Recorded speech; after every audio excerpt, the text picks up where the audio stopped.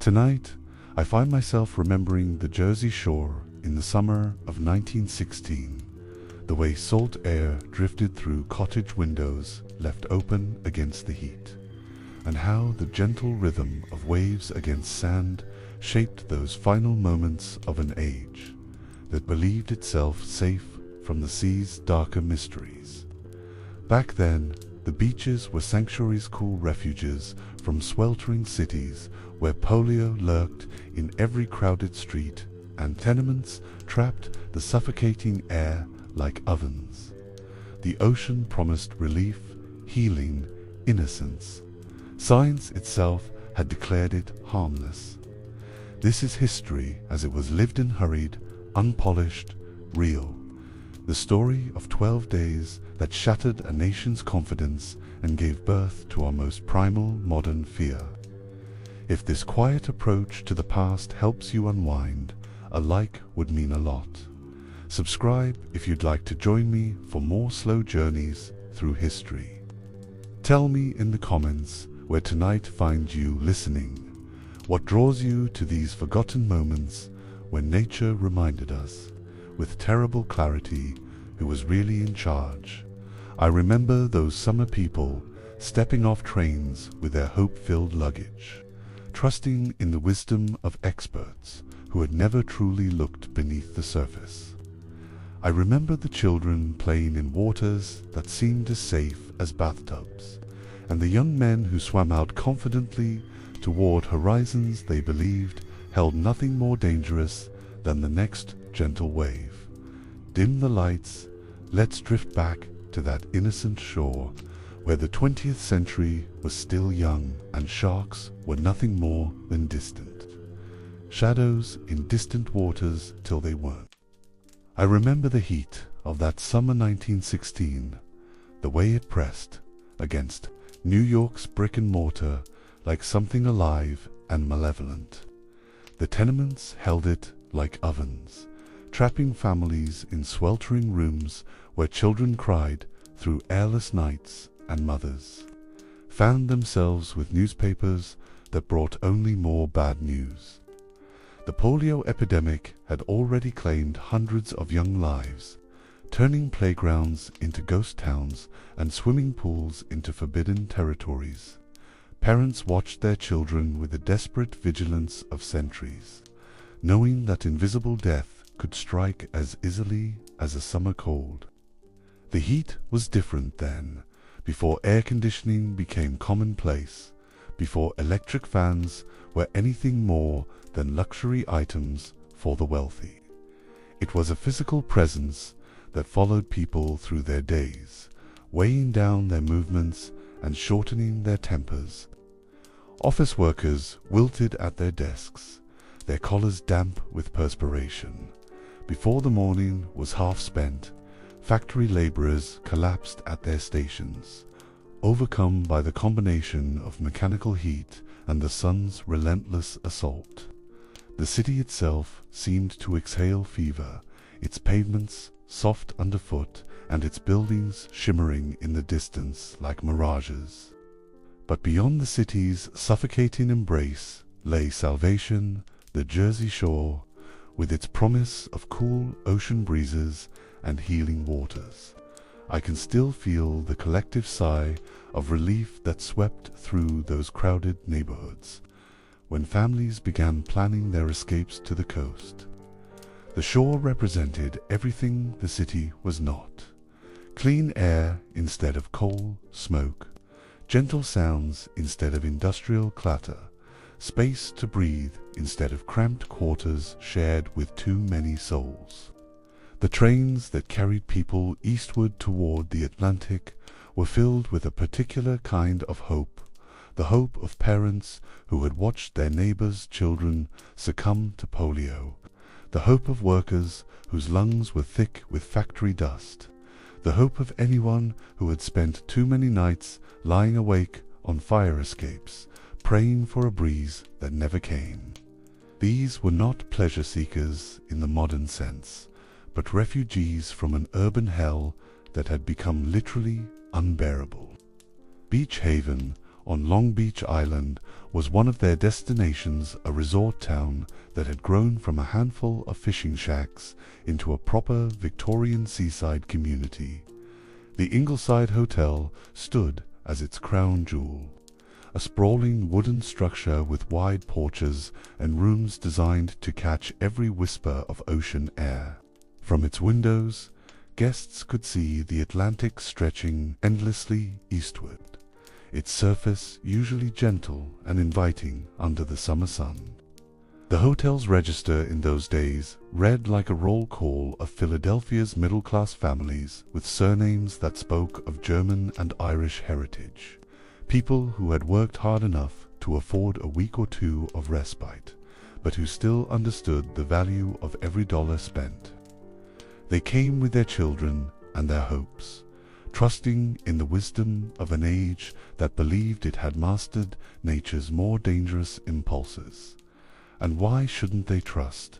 The scientific establishment had spoken with such certainty about the harmlessness of sharks that it had become accepted fact, as unquestionable as the law of gravity. The nation's leading ichthyologists, men with impressive credentials from Harvard and Yale, whose papers were published in the most respected journals, had declared categorically that sharks posed no threat to humans in the waters off the northeastern coast. I remember the confidence of Dr. Frederick Lucas, the director of the American Museum of Natural History, who had stated with absolute authority that shark attacks on humans were practically impossible in temperate waters. His reasoning seemed sound to those who heard it. Sharks were scavengers, creatures that fed on dead and dying fish, not aggressive predators that would attack healthy, vigorous swimmers. They were, in the scientific parlance of the day, marine garbage disposals, useful for cleaning up the ocean's waste, but no more dangerous to a human than a street sweeper. This scientific certainty was perhaps best embodied in the standing challenge issued by Hermann Ulrichs, a wealthy German-American financier who had made his fortune in shipping. In 1891, 25 years before the summer that would change everything, Ulrichs had offered a reward of $500, nearly $13,000 in today's currency, for anyone who could provide authentic proof of a shark attacking a human being north of Cape Hatteras. The reward had gone unclaimed for a quarter century, not because no one had tried to collect it, but because there was simply no credible evidence to present. Fishermen might tell tales of aggressive sharks in saloons and around docks, but when pressed for details that would satisfy a man of Ulrich's education and skepticism, their stories invariably fell apart. The sharks they described were always seen by friends of friends, always in waters too distant or too murky to verify, always accompanied by circumstances too convenient to be entirely believable. Ulrichs himself had conducted what passed for scientific experiments in those days, swimming in waters where large sharks had been spotted, even going so far as to swim near dead whales that were being fed upon by sharks. He emerged from each of these adventures unharmed and more convinced than ever that sharks were harmless cowards that would flee at the first sign of human presence. The newspapers of the time reinforced this certainty with articles that portrayed sharks as almost comically ineffective predators. Editorial cartoons showed them fleeing from determined swimmers, and humorous pieces described them as scaredy cats of the sea. The prevailing narrative was one of human superiority over nature, a theme that resonated strongly with a generation that had seen electric lights replace candles and automobiles, replace horses. This confidence extended beyond just the scientific community to the very foundations of how Americans understood their relationship with the natural world. The ocean, particularly the familiar waters off the New Jersey coast, was seen as conquered territory tamed by lighthouses and lifeguard stations, mapped by generations of fishermen, made safe by human knowledge and vigilance. The beaches themselves reflected this sense of mastery. Victorian-era resort towns like Beach Haven and Spring Lake were marvels of human ingenuity, complete with boardwalks that elevated visitors literally above the sand, elaborate hotels that provided every comfort of city life, and carefully maintained stretches of beach where families could recreate without fear. Lifeguards stood watch like sentries, trained in the latest rescue techniques and equipped with the newest safety equipment. Swimming instruction was becoming increasingly common, with proper techniques taught to children as a matter of course rather than luxury. The breaststroke and sidestroke were considered not just recreational skills, but practical necessities, as natural to an educated person as reading or arithmetic. Public baths and swimming clubs in cities had prepared a generation of Americans to enter the ocean with confidence rather than fear. The medical establishment, too, had endorsed ocean swimming as beneficial to health. Seawater was believed to have curative properties, particularly for ailments of the lungs and skin. Doctors regularly prescribed sea bathing for their patients, and entire medical tourism industries had grown up around coastal resorts that promised healing through immersion in salt water. Even the religious communities, often suspicious of recreational activities, had largely embraced ocean bathing as wholesome family entertainment. Church groups organized seaside excursions, and many hotels advertised their suitability for Christian families, seeking clean recreation away from the moral hazards of the city. All of these factors combined to create a psychological environment in which the ocean was not just safe but actively beneficial, a place where families could escape not only the physical discomforts of urban life, but its spiritual and moral dangers as well. The water was seen as purifying in every sense, washing away the grime and corruption of industrial civilization and returning people to a more natural, more wholesome state of being. The economic interests, of course, had every reason to maintain and promote this sense of security. Resort owners had invested enormous sums in creating these seaside havens, and their livelihoods depended entirely on the public's continued confidence in the safety of ocean recreation. Hotel managers, railroad companies, and local merchants formed an informal conspiracy of optimism, emphasizing every positive aspect of beach life while downplaying or ignoring any hints of danger. Local newspapers, dependent on resort advertising revenue, reinforced this message with sunny reports of perfect beach conditions and glowing accounts of visitors' experiences, where the reports emphasized pleasant temperatures and favorable winds, while giving little attention to any marine conditions that might cause concern. The lifeguards themselves, while trained and vigilant, were prepared primarily for the dangers they understood: drowning, exhaustion, and the occasional jellyfish sting.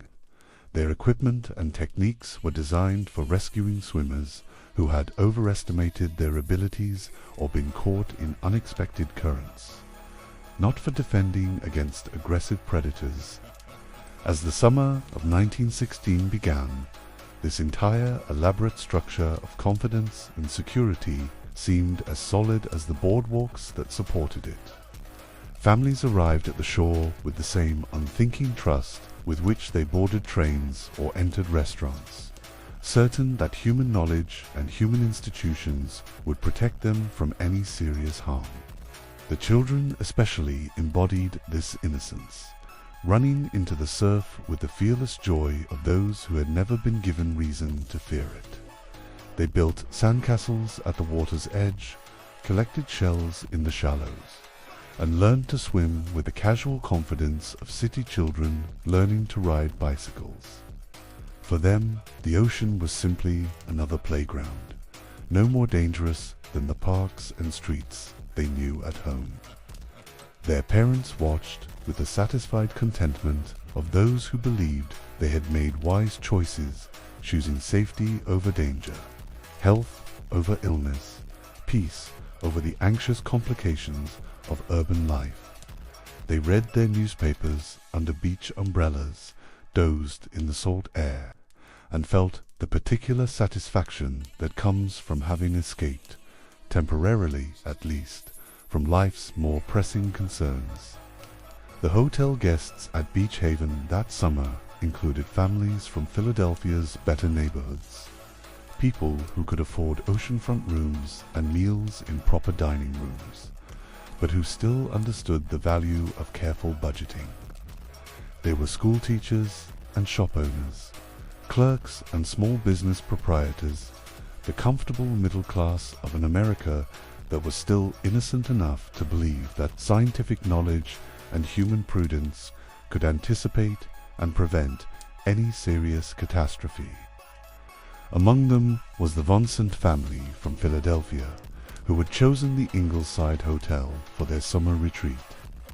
Charles Vansant, 23 years old and in the prime of health, embodied everything his generation believed about humanity's mastery over nature.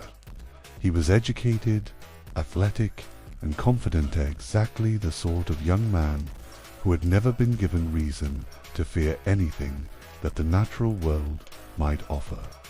As July began, the beaches were crowded with families like the Vansants, all united in their shared certainty that they had found the perfect refuge from the summer's heat and the city's dangers.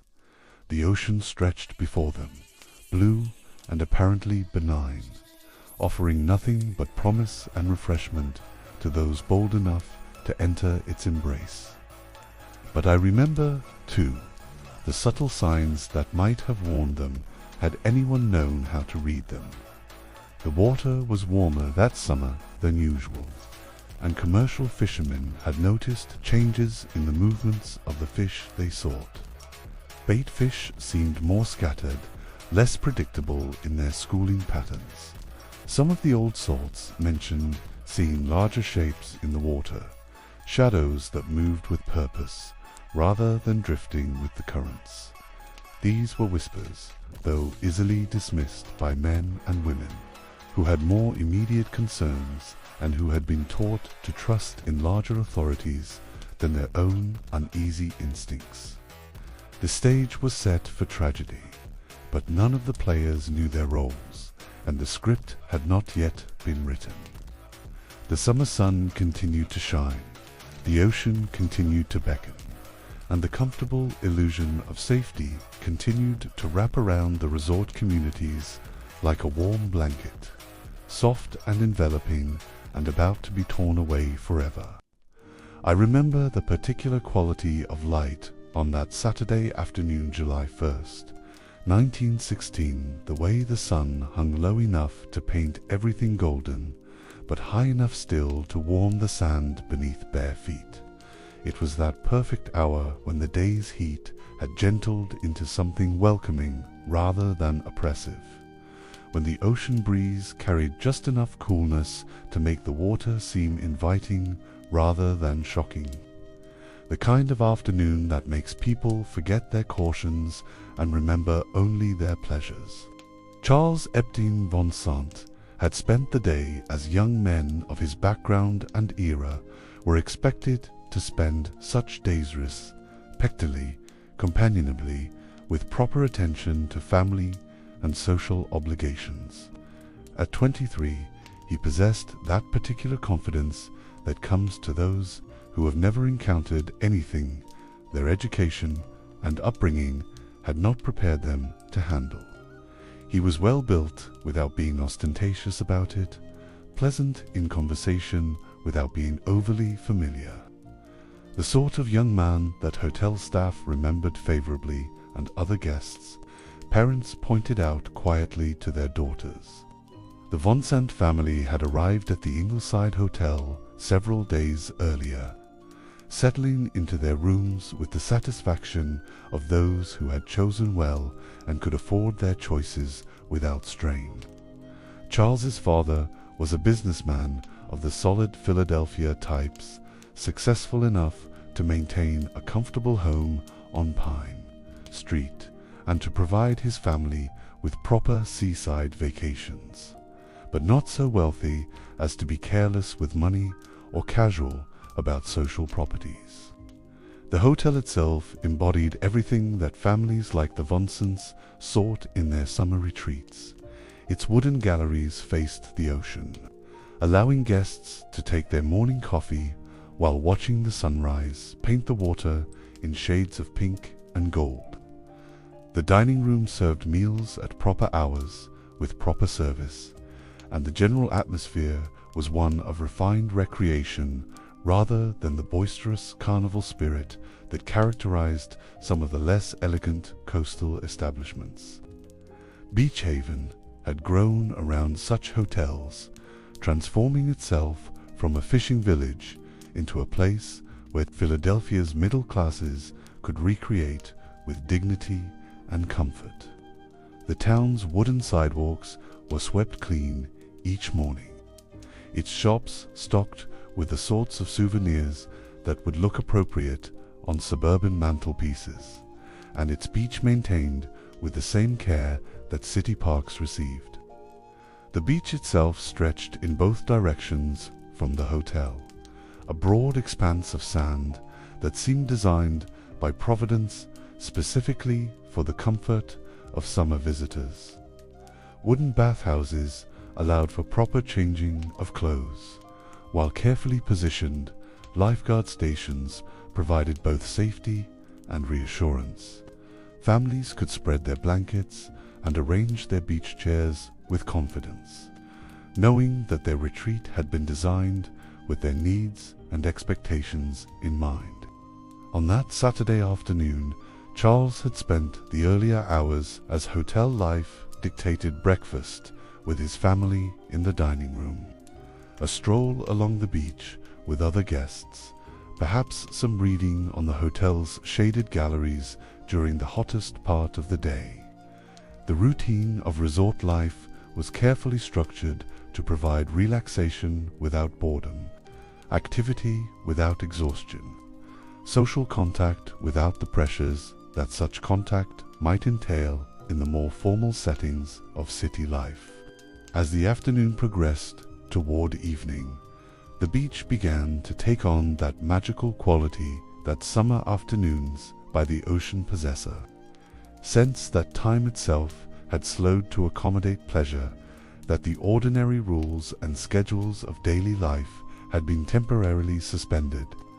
Children played more freely, adults conversed more easily, and the general atmosphere became infused with the kind of contentment that people spend the rest of their lives trying to recapture. It was in this setting and in this mood that Charles decided to take what he surely intended as nothing more than a refreshing dip before dinner. The hotel's dining room would be serving soon, and a quick swim would provide the perfect transition from the day's lazy pleasures to the evening's more formal sociability. He was not seeking adventure or testing his courage, merely extending the day's simple enjoyments in the most natural way possible. With him, as he made his way down to the water's edge, was a Chesapeake Bay retriever, one of those sturdy, intelligent dogs that had become popular with sporting families for their loyalty and their enthusiasm for water. The dog belonged to the hotel or perhaps to another guest. The exact ownership was never clearly established in the accounts that followed. What mattered was that the animal was there, splashing happily in the surf, providing the kind of innocent companionship that made a solitary swim seem less solitary and more like shared play. The water that afternoon was everything that 1916's understanding of ocean.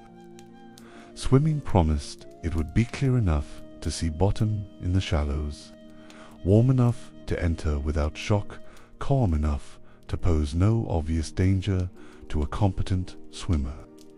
The waves were gentle, rolling in with the kind of regular rhythm that parents found soothing when their children played in the surf. Everything about the conditions suggested safety, comfort, and the sort of harmless recreation that resort towns existed to provide. Charles waded in with the casual confidence of someone who had learned to swim properly and had never been given reason to fear the water. His stroke was strong and easy, taking him out beyond where most of the other bathers were playing, but not so far as to cause concern to anyone watching from the shore. He was simply doing what hundreds of other young men were doing at that very moment at beaches up and down the coast, enjoying the simple pleasure of swimming in the ocean on a beautiful summer afternoon. The dog continued to splash and play near the shore, moving in and out of the waves with the boundless enthusiasm that such animals bring to water play. From the beach, the scene looked exactly as it was supposed to look. Young man taking his exercise, a dog enjoying itself, the ocean providing the perfect setting for both. Nothing in the tableau suggested anything but the most ordinary and innocent of summer pleasures. The hotel guests who were on the beach that afternoon were engaged in their own quiet activities, reading under umbrellas, building sandcastles with children, strolling along the water's edge in the way that people do when time is not pressing and the setting is conducive to contemplation. Some may have noticed Charles swimming, but only in the way that people notice pleasant things happening around them without feeling any need for special attention or concern. I can imagine the conversations taking place under those beach umbrellas, discussions of the weather, gentle gossip about other hotel guests, plans for the evening's entertainment or the next day's activities. The kind of desultory, comfortable talk that happens when people are relaxed and satisfied with their circumstances. No one was watching the water with particular intensity, because no one had any reason to believe that the water required watching. The lifeguard on duty that afternoon was Alexander OTT, a young man trained in the rescue techniques that were considered adequate for the dangers that beach authorities understood and prepared for. His attention was distributed across the entire beach scene, watching for signs of swimmers in distress, monitoring the children playing in the shallow water, maintaining the general vigilance that his position required. He was competent and conscientious, but he was prepared for familiar dangers, drowning, exhaustion, perhaps the occasional collision between swimmers, not for something that every authority had assured him was impossible. When Charles began to call out from the water, the sounds he made were initially interpreted by everyone, who heard them as exactly what they seemed to be a swimmer calling to a dog. His voice carried that playful tone that people use when trying to get an animal's attention, and the dog was indeed in the water, splashing and moving in response to some kind of stimulus. The natural assumption was that man and dog were engaged in some kind of aquatic game, the sort of innocent play that added to the pleasant atmosphere of a summer afternoon at the beach. Even when Charles's calls became more urgent, more insistent, the people on the beach continued to interpret what they were hearing through the filter of their expectations. Swimmers often called out to pets that had moved too far away or had become distracted by something in the water. Dogs, especially water-loving breeds like Chesapeake Bay retrievers, were notorious for becoming so absorbed in their play that they ignored their human companions' attempts to regain their attention. It was only when the character of Charles's voice changed, when the playful calls became desperate shouts, that people on the beach began to understand that something was wrong, but even then, their first assumption was probably that he was experiencing some ordinary kind of swimming difficulty. A cramp, perhaps, or simple exhaustion from having swum farther than his condition warranted. Alexander OTT was among the first to recognize that the situation was more serious than it initially appeared. His training and experience had taught him to distinguish between the various kinds of calls that swimmers made, and something in Charles's voice triggered his professional instincts. He began moving toward the water even before he fully understood what kind of emergency he was responding to. From the shore, other bathers began to notice the commotion. Women looked up from their reading, men interrupted their conversations. Children stopped their play to look out toward the water, where something seemed to be happening that was different from the ordinary rhythm of beach life. But still, most of them were probably expecting to witness a routine rescue-the-kind of event that added a small drama to a peaceful afternoon without fundamentally disturbing its pleasant character. It was only when Charles began to move toward shore, or rather, when it became apparent that he was being moved toward shore by something other than his own swimming, that the true nature of what was happening began to reveal itself. The water around him had taken on a different color, a reddish tinge that was unmistakable once it became visible from the beach. And his movement through the water was wrong somehow, not the purposeful motion of a swimmer in control of his progress, but something more helpless and more terrifying. Alexander OTT reached the water's edge and plunged in without hesitation, his training overriding any personal fear or confusion about what exactly he was swimming toward. He was joined by Sheridan Taylor, a hotel guest whose instincts for helping someone in distress were stronger than his uncertainty about the nature of that distress. Together, they moved out into the surf toward Charles, still not fully understanding what they would find when they reached him. The dog, meanwhile, had moved away from the immediate area, its animal instincts apparently alerting it to danger in a way that human understanding had been slower to grasp. It continued to splash near the shore, but with an agitation that suggested awareness of something wrong, even if that awareness could not be articulated or explained to the humans who were trying to make sense of the situation. When OTT and Taylor reached Charles, the reality of what had happened became impossible to deny or rationalize. His left leg had been severely damaged, the flesh stripped away in a manner that could only be explained by the action of something with powerful jaws and sharp teeth. The water around him was clouded with blood, and his condition was clearly critical. Whatever had attacked him was no longer immediately visible, but the evidence of its presence was undeniable. The rescue itself became a desperate race against time and continued danger. Both rescuers later reported seeing the shadow of something large moving in the water near them, something that seemed to be following their progress as they struggled to bring Charles to shore.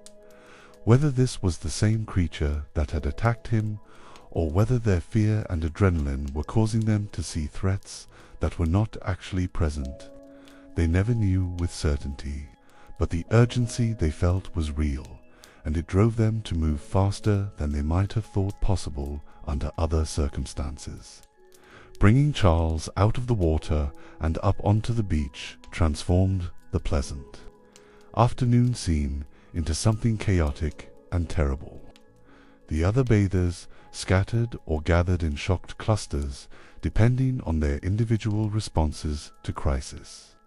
Children were quickly moved away from the site, while adults struggled to understand what they were witnessing and what it might mean for their own safety and that of their families.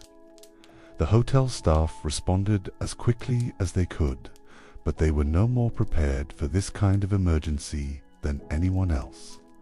Their experience was with the ordinary problems of resort life guests who had too much sun. Minor injuries from beach activities, perhaps the occasional case of someone who had overestimated their swimming abilities. They had bandages and basic medical supplies, but nothing adequate for the severity of Charles's injuries. The manager's office, where Charles was carried, became an impromptu medical facility, though the resources available there were pathetically inadequate for what was required. Local doctors were summoned, but Beach Haven was a small resort town, not a place equipped with the kind of medical expertise and facilities that such severe trauma demanded. Everyone did what they could, but it was clear from the beginning that Charles's injuries were beyond the help that could be provided in such circumstances. He died at 6:45 that evening, just as the dinner hour was beginning at the hotel and families were gathering in the dining room for their evening meal. The contrast between the ordinary progression of resort life and the tragedy that had just unfolded created a kind of cognitive dissonance that no one seemed quite able to process. Guests who had witnessed the attack found themselves sitting down to dinner as though nothing had happened, while others learned of the event second-hand and struggled to understand how such a thing could have occurred in a place that had seemed so safe and familiar. The immediate aftermath was characterized by confusion and denial, rather than panic or hysteria. People who had seen what happened found it difficult to believe their own eyes, while those who had not witnessed it directly found the accounts. They were hearing impossible to reconcile with everything they had been taught about sharks and ocean safety. The scientific certainty that had prevailed for so long did not simply vanish in the face of contradictory evidence. It fought back, looking for alternative explanations and ways to minimize the significance of what had occurred. The dog perhaps understood better than any of the humans what had happened that afternoon.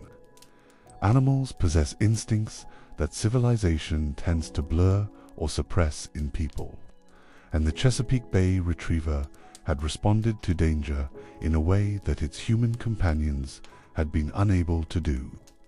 It survived the encounter that claimed Charles's life, but its behavior afterward suggested that it retained some memory or awareness of what it had experienced, wariness around water that had not been present before.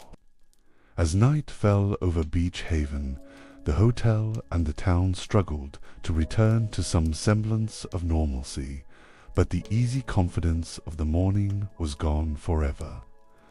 Charles Vansant's death had torn a hole in the fabric of assumptions that had made seaside recreation possible, and though people did not yet fully understand the implications of what had happened, they sensed that something fundamental had changed.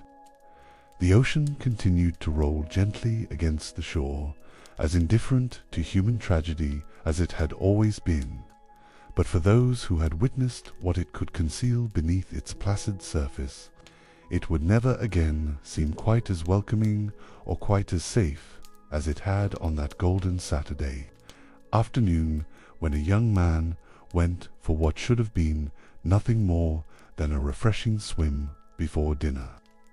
But for those who had witnessed what it could conceal beneath its placid surface, it would never again seem quite as welcoming or quite as safe as it had on that golden Saturday afternoon, when a young man went for what should have been nothing more than a refreshing swim before dinner.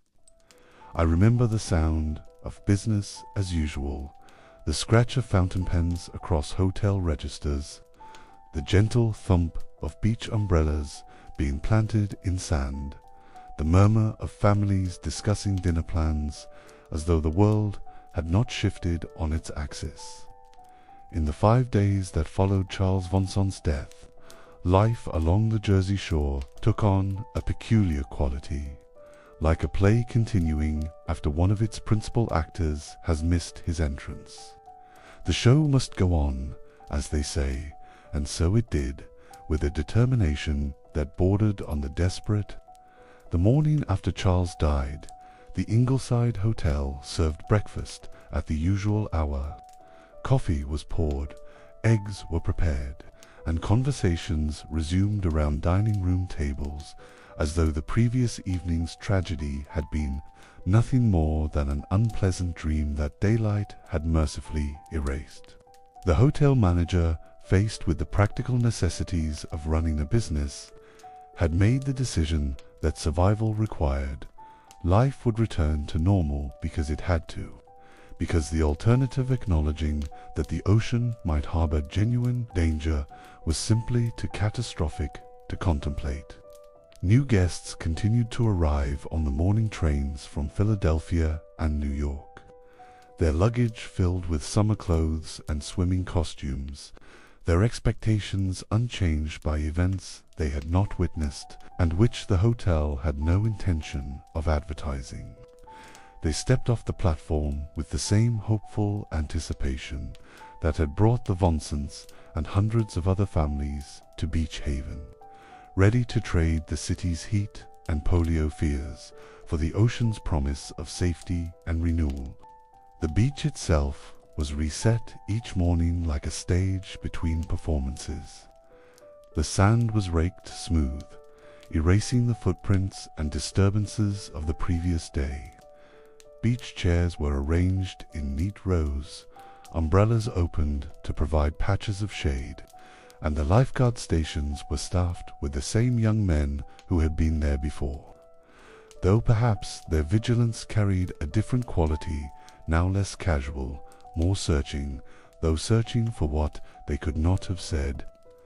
Children played in the surf with the same abandon they had always shown, because children possess the remarkable ability to live entirely in the present moment. Their parents, however, found themselves watching the water with new attention, though most would have denied that their vigilance had anything to do with the previous Saturday's events. They were simply being careful, they told themselves, the way responsible parents always were around water. The newspapers, those arbiters of public opinion and shapers of reality, responded to Charles Vansant's death with the kind of careful analysis that the situation seemed to demand. Editorial writers and reporters interviewed the appropriate experts, seeking explanations that would restore the comfortable order that had been disrupted. What they found was exactly what they needed to find: reassurance from authorities who were as unprepared as anyone else to abandon decades of scientific certainty. James Meehan emerged as the voice of rational explanation in those first crucial days. As the director of the Bronx Zoo's aquarium and a recognized expert on marine life, his opinions carried the weight of institutional authority.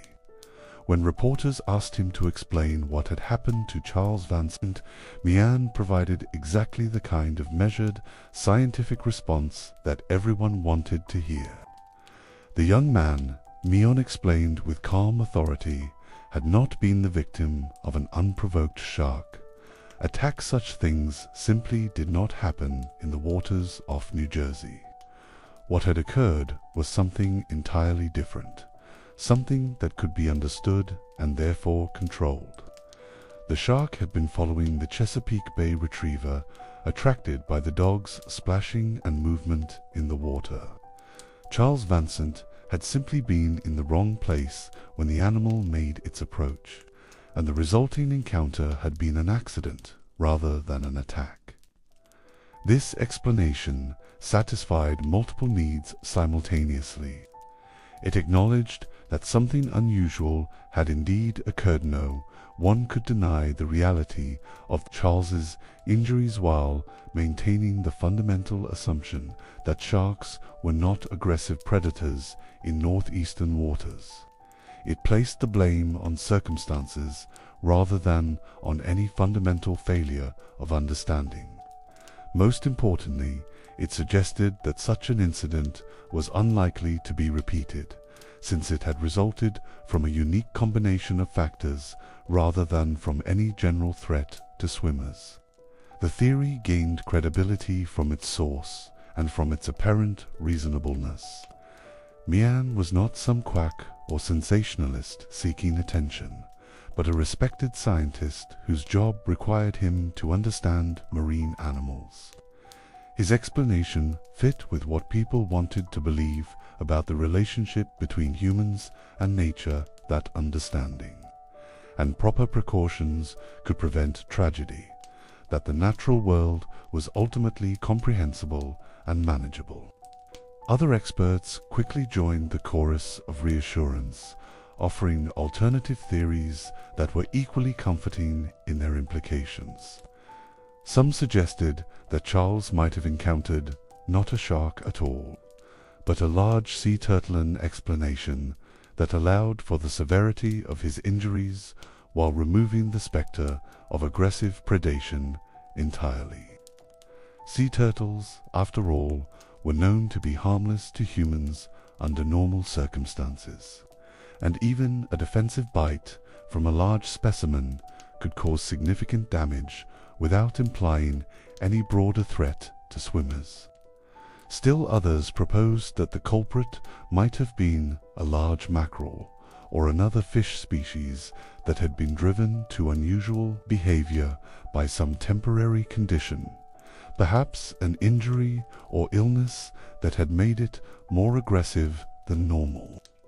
This theory had the advantage of suggesting that whatever had happened was not only unlikely to recur, but had been the result of an aberration rather than normal animal behavior. The hotel owners and resort operators embraced these explanations with the enthusiasm of people whose livelihoods depended on public confidence in ocean safety. They had invested enormous sums in creating seaside havens, and their entire business model was predicated on the assumption that families would continue to see beach vacations as safe, healthy recreation. The economic incentives for accepting reassuring explanations were overwhelming, and those incentives shaped not only what people wanted to believe, but what information they chose to emphasize or ignore.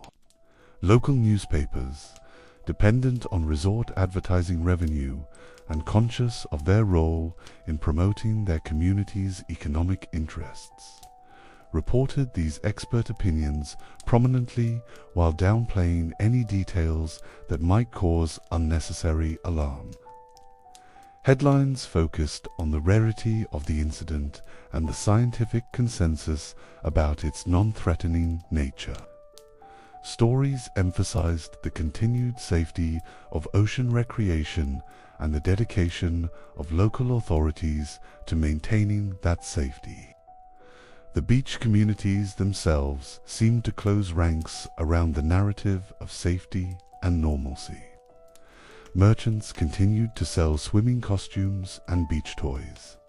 Lifeguards continued to encourage swimming lessons, and hotel managers continued to promote their oceanfront accommodations.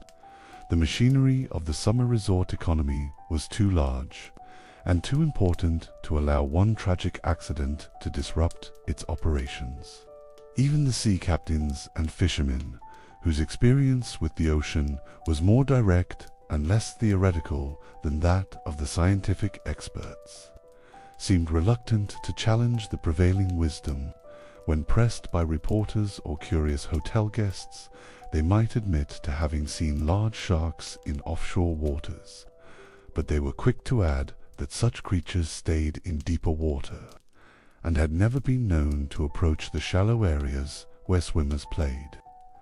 Some of these men had indeed seen evidence that might have given them poor schools of baitfish, behaving erratically, predators following patterns that differed from what they had observed in previous years, waters that seemed somehow different in ways they could not quite articulate. But the culture of scientific authority was strong enough, and the economic pressures were consistent enough, that these intuitions remained largely unspoken. The weight of cultural inertia proved stronger than isolated concerns or vague uneasiness. The system of summer recreation had developed over decades, supported by massive investments in infrastructure and sustained by the needs and expectations of thousands of families. One tragic accident, however disturbing, was not sufficient to overturn this elaborate structure of assumption and economic interest. Hotels continued to take reservations, railroads continued to run excursion trains to the shore, and families continued to plan their escapes from the city's heat and dangers. The routines of summer life, the morning swims, the afternoon picnics, the evening strolls along the beach continued as they always had, because the alternative was to imagine that everything people had believed about ocean safety was wrong, and such a fundamental revision of understanding was simply too large a leap for most people to make. The children, especially, seemed to possess an immunity to the adult anxieties that had begun to circulate in whispered conversations. They built their sandcastles at the water's edge with the same enthusiasm they had always shown, collected shells with the same focused attention, and learned to swim with the same eager determination. Their innocence served as a kind of reassurance to their parents. The children could play so freely, surely the danger, whatever it had been, was past. The rhythm of resort life reasserted itself with remarkable speed.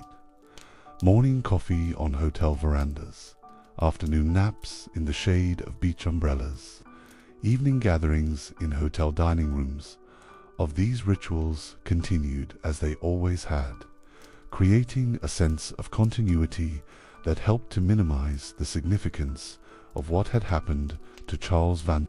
Even the Vansant family's departure from Beach Haven was handled with the kind of discretion that preserved the illusion of normalcy.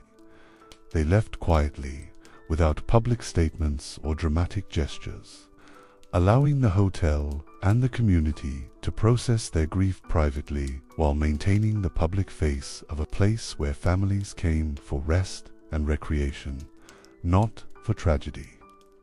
The ocean itself seemed to cooperate with this return to normalcy. The weather remained pleasant, the waves continued their gentle rhythm, and the water maintained the clear, inviting appearance that had attracted swimmers for generations. Nothing in its appearance suggested danger or cause for alarm. The surface that had been stained with blood 5 days earlier showed no trace of what had occurred, and the tides had long since washed away any physical evidence of tragedy. Lifeguards took their positions each morning with perhaps a heightened sense of responsibility, but their training and equipment remained focused on the familiar dangers they had always been prepared to handle. They watched for signs of drowning, kept alert for swimmers who might be overestimating their abilities, and maintained the general vigilance that their positions required. But they had not been given new protocols for dealing with predators, because the expert consensus was that no such protocols were necessary. The scientific establishment itself showed no signs of wavering in its confidence about shark behavior. If anything, the attention focused on Charles Vansant's death seemed to strengthen the resolve of experts to maintain their position. They had staked their professional reputations on the harmlessness of sharks in northeastern waters, and one isolated incident, however tragic, was not sufficient to cause them to abandon decades of accumulated wisdom. Professional journals continued to publish articles that reinforced the traditional understanding of shark behavior. Academic conferences proceeded with their scheduled discussions of marine biology that assumed the continued validity of established theories. The institutional momentum of scientific opinion was too great to be altered by a single event, regardless of how dramatic or well documented that event might be. Even the families who continued to arrive at Beach Haven and other resort communities seemed determined to maintain their faith in the safety of ocean recreation. They had planned their vacations, made their financial commitments, and arranged their summer schedules around the expectation of safe, pleasant beach holidays. The psychological and economic costs of abandoning these plans were too high for most people to consider seriously. The conversations that took place on hotel porches and around dinner tables during those 5 days were carefully circumscribed, focusing on the pleasant aspects of seaside life while avoiding direct discussion of what had happened to Charles Vansant. When the incident was mentioned at all, it was usually in the context of the expert explanations that had been offered, emphasizing its uniqueness and the unlikelihood of its repetition. This collective determination to maintain normalcy created an atmosphere that was almost surreal in its studied pleasantness. Beach Haven continued to function as a resort community, complete with all the activities and amenities that such places provided, while carefully avoiding any acknowledgement that the fundamental assumptions underlying resort life had been called into question. The morning trains continued to bring families fleeing the city's heat and polio scares. The afternoon boat excursions continued to take guests out for fishing and sightseeing. The evening entertainment continued to provide the kind of wholesome recreation that resort communities were known for. All of these activities proceeded as though the ocean remained exactly what it had always been, a place of safety, healing, and innocent pleasure. Yet beneath this surface of determined normalcy, something had changed.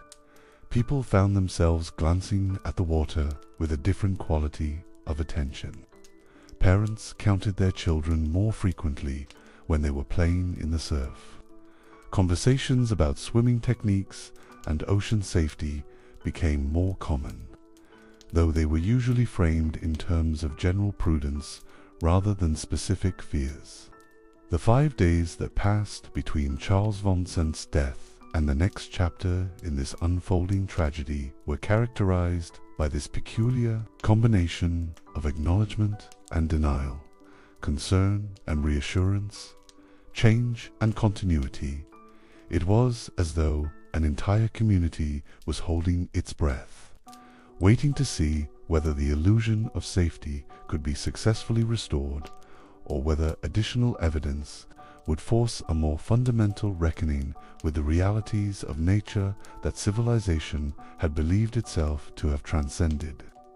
The stage was being set for the next act in this drama, though no one yet understood the role they were playing or the script that was being written. The ocean continued its eternal rhythm, indifferent to human hopes and fears, while the communities along its edge struggled to maintain their faith in the safety and predictability of the world they had built. In retrospect, those 5 days represented the last moments of an age that believed it could explain away any challenge to its understanding of nature. The next time the ocean revealed its capacity for violence, the carefully constructed edifice of rationalization and denial would prove insufficient to contain the truth that was emerging from beneath the waves. But for now, in those brief days of determined innocence, it was still possible to believe that science and civilization had rendered the sea as safe as a city park, and that one tragic accident was exactly that, an accident, never to be repeated. I remember the elegance of Spring Lake on that Thursday morning, July 6th, 1916, the way the resort town seemed to have arranged itself specifically to embody everything that civilized leisure could achieve. The hotels stood like grand Victorian dowagers along the ocean front, their wrap-around porches and ornate gingerbread trim speaking of an America that had grown prosperous enough to build monuments to its own comfort. This was not the modest respectability of Beach Haven, but something grander, a place where wealthy families from New York and Philadelphia came not just to escape the heat, but to display their success against the backdrop of one of the nation's most fashionable seaside communities. The morning had begun with the kind of refined routine that such places specialized in providing. Guests took their coffee on hotel verandas while reading newspapers that were delivered fresh from the city. Ladies arranged themselves in wicker chairs with their embroidery and correspondence, while gentlemen discussed business and politics in the measured tones that prosperity permitted. Children played quietly under the watchful eyes of nurses and governesses, their behavior reflecting the expectations of families who could afford to summer in style. Spring Lake had cultivated its reputation as a cut above the ordinary seaside resort through careful attention to the details that distinguished quality from mere adequacy. Its beach was maintained to exacting standards, its boardwalk swept clean each morning, and its hotels staffed with employees who understood that service meant anticipating needs rather than merely responding to requests. The town attracted visitors who expected excellence as their natural due, and it had organized itself to provide exactly that. Among those who made such excellence possible was Charles Bruder, 27 years old and employed as a bell captain at one of the resort's finest hotels. He was the sort of employee that luxury establishments prized: intelligent, reliable, and possessed of the kind of quiet competence that allowed wealthy guests to feel confident that their needs would be met without their having to think about the mechanisms that made such service possible.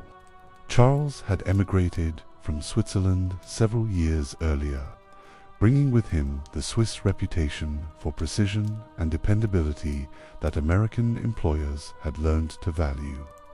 His position as bell captain represented genuine achievement for a young immigrant job that required not just physical capability but also the social skills necessary to interact appropriately with guests who moved in circles far above his own station.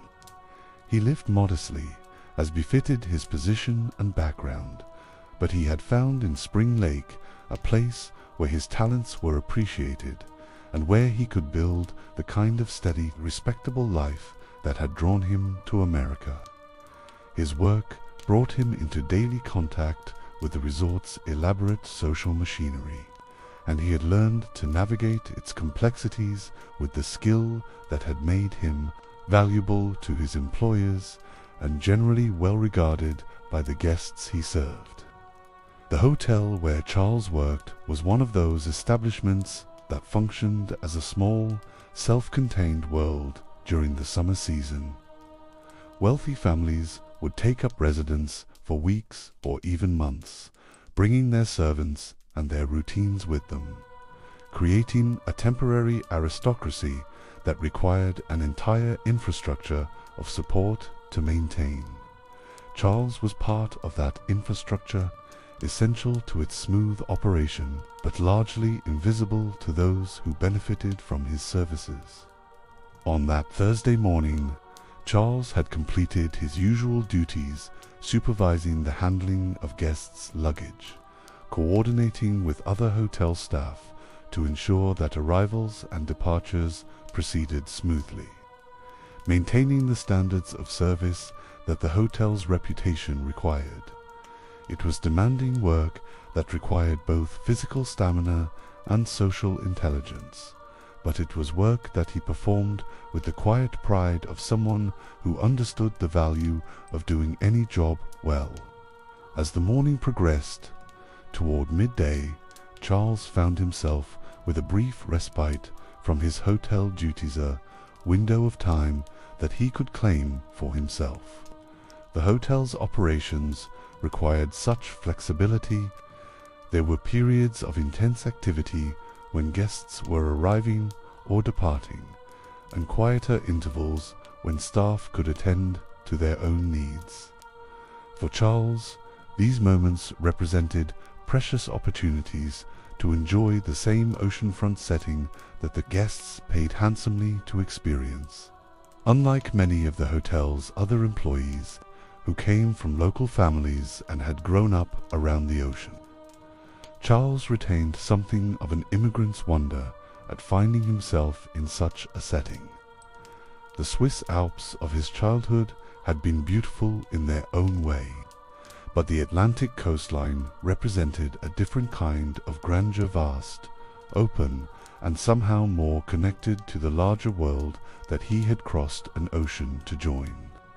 The beach at Spring Lake that afternoon embodied everything that the resort's reputation promised. The sand was broad and clean, regularly groomed to remove any debris that might detract from its appeal. Beach chairs and umbrellas were arranged with mathematical precision, creating orderly islands of comfort for guests who preferred to enjoy the oceanfront setting without actually entering the water. Bathhouses provided appropriate facilities for changing clothes, while lifeguard stations offered both safety and reassurance. The water itself was particularly inviting that day, clear enough to reveal the sandy bottom near shore, warm enough to encourage swimming, and calm enough to suggest no hazards beyond the ordinary risks that competent swimmers could easily manage.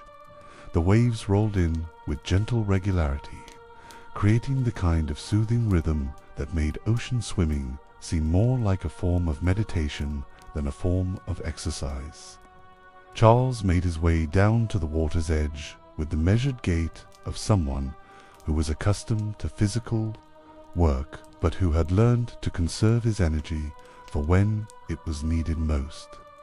He was not seeking adventure or trying to prove anything to anyone, simply claiming a few minutes of the same pleasure that the hotel's guests enjoyed as their natural right. The other people on the beach that afternoon represented the full spectrum of Spring Lake's summer society. Families with children played in the shallow water under the watchful supervision of parents and servants. Young couples strolled along the water's edge in the kind of romantic interludes that seaside resorts specialized in facilitating. Older guests sat in beach chairs, reading or conversing or simply contemplating the ocean vista that their prosperity had made available to them. Charles entered the water with the confident movements of someone who had learned to swim well and who felt comfortable in aquatic environments. His stroke was efficient rather than elegant, the swimming technique of someone who saw the water as a place for refreshment and exercise rather than for display or social performance. He moved out from shore with steady, purposeful movements, seeking the deeper water where swimming became more satisfying and less encumbered by the presence of other bathers. From the beach, his progress looked exactly as it was supposed to look, a hotel employee taking advantage of a brief break to enjoy the same recreational opportunities that the resort existed to provide. Nothing in his demeanor or in the conditions suggested anything but the most routine and innocent of activities. The water was clear, the weather was pleasant, and Charles's swimming was competent and controlled.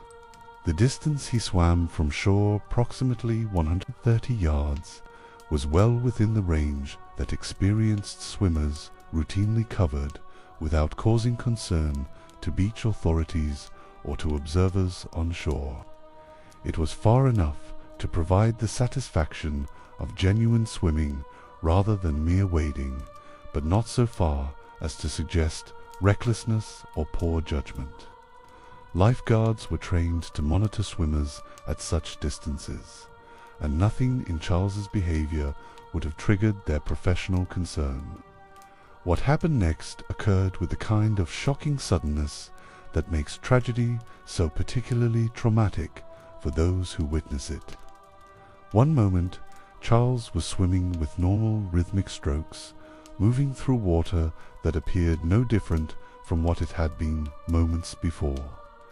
The next moment, the ocean around him had changed, the clear blue suddenly stained with spreading clouds of red, his controlled swimming replaced by violent thrashing that was clearly not voluntary. Unlike the attack on Charles Vansant, which had occurred close enough to shore that details were obscured by distance and confusion, what happened to Charles Bruder took place in full view of dozens of beachgoers who had no choice but to see exactly what was occurring in the water before them.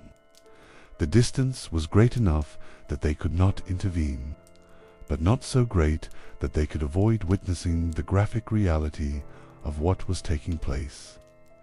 The water around Charles became a churning mass of red and white foam. The peaceful surface transformed into something that looked more like a battlefield than a recreational facility. His calls for help carried clearly across the water to the beach, but they were calls that no human effort could answer quickly enough to matter.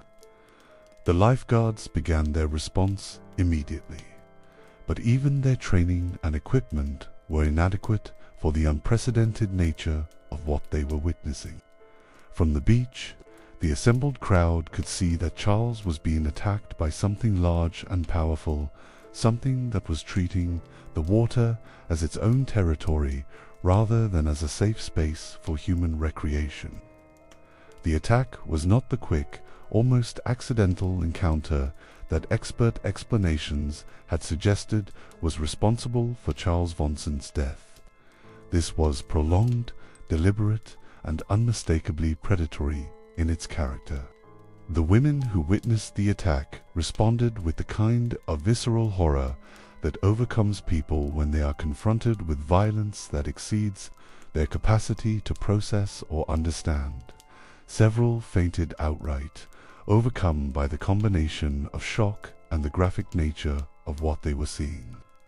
Others turned away, unable to continue watching, but unable to leave the scene entirely. The sounds they made, screams, sobs, incoherent exclamations, created an atmosphere of terror that spread along the beach like wildfire. The men present found themselves caught between the instinct to help and the recognition that they were powerless to affect what was happening in the water. Some ran toward the lifeguard stations, calling for rescue equipment that they knew would arrive too late. Others gathered at the water's edge, shouting encouragement to Charles that he could not possibly hear over the sounds of his own struggle. A few began removing their shoes and jackets, preparing to enter the water themselves, though what they could accomplish that trained lifeguards could not was unclear. The attack itself lasted longer than anyone who witnessed it would have thought possible. Charles continued to fight, to call out, to struggle against whatever was holding him in the water, long past the point where his survival seemed possible. The tenacity he showed, the refusal to give up even when his situation was clearly hopeless, made the scene even more difficult for observers to bear. This was not the quick tragedy that people might have been able to rationalize as merciful in its brevity, but a prolonged ordeal that forced everyone present to confront the full reality of what was occurring. When Charles was finally brought to shore, whether by his own final efforts, by the action of the currents, or by the withdrawal of whatever had been attacking him, the physical evidence of what he had endured was unmistakable. His injuries were severe enough that even people who had never seen such trauma could recognize that they were beyond the help of any medical intervention that might be available in a resort community.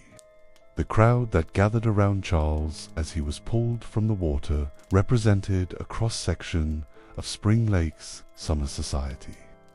But the social distinctions that normally organized their interactions were temporarily suspended in the face of shared horror.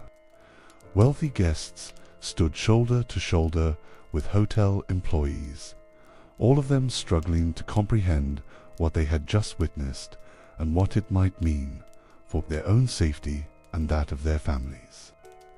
Charles died on the beach, surrounded by people who had done everything they could to help him, but who had been helpless against the nature of his injuries. His death was witnessed by dozens of people who would carry the memory of what they had seen for the rest of their lives, and whose accounts would make it impossible for anyone to dismiss or rationalize what had occurred. The immediate aftermath of Charles's death was characterized by a kind of stunned disbelief that made organized response difficult. People seemed unable to process what they had witnessed. Standing around in small groups and speaking in the subdued tones that people use when they are trying to make sense of something that exceeds their understanding. The normal routines of beach life had been shattered, but no one seemed to know what should replace them. Hotel managers found themselves faced with decisions for which their experience had not prepared them. Should they close the beach, warn their guests, contact authorities? The protocols for dealing with drowning or other familiar beach emergencies were well established, but there were no guidelines for responding to predatory attacks that everyone had been assured were impossible in these waters. The local authorities, when they arrived, were no better prepared than anyone else to deal with the situation. Police officers and medical personnel could handle the immediate necessities, securing the scene, caring for witnesses who had been overcome by what they had seen, beginning the process of investigating and documenting what had occurred. But the larger questions: what had attacked Charles, whether it represented an ongoing threat, what should be done to prevent similar incidents, were beyond their expertise or experience. The newspaper reporters who arrived to cover the story found themselves documenting something that challenged every assumption about shock, behavior that had shaped public understanding for decades. Unlike the Charles Vansant incident, which had occurred with few witnesses and which could be explained away by various alternative theories, what had happened to Charles Bruder had been seen by dozens of people whose accounts were consistent and whose credibility could not be questioned. The graphic nature of the attack, witnessed by so many people in broad daylight, made it impossible to maintain the comfortable fiction that sharks were harmless scavengers who posed no threat to healthy swimmers. The evidence was too clear, too public, and too horrifying to be dismissed or explained away by theories about confused sea turtles or sick fish.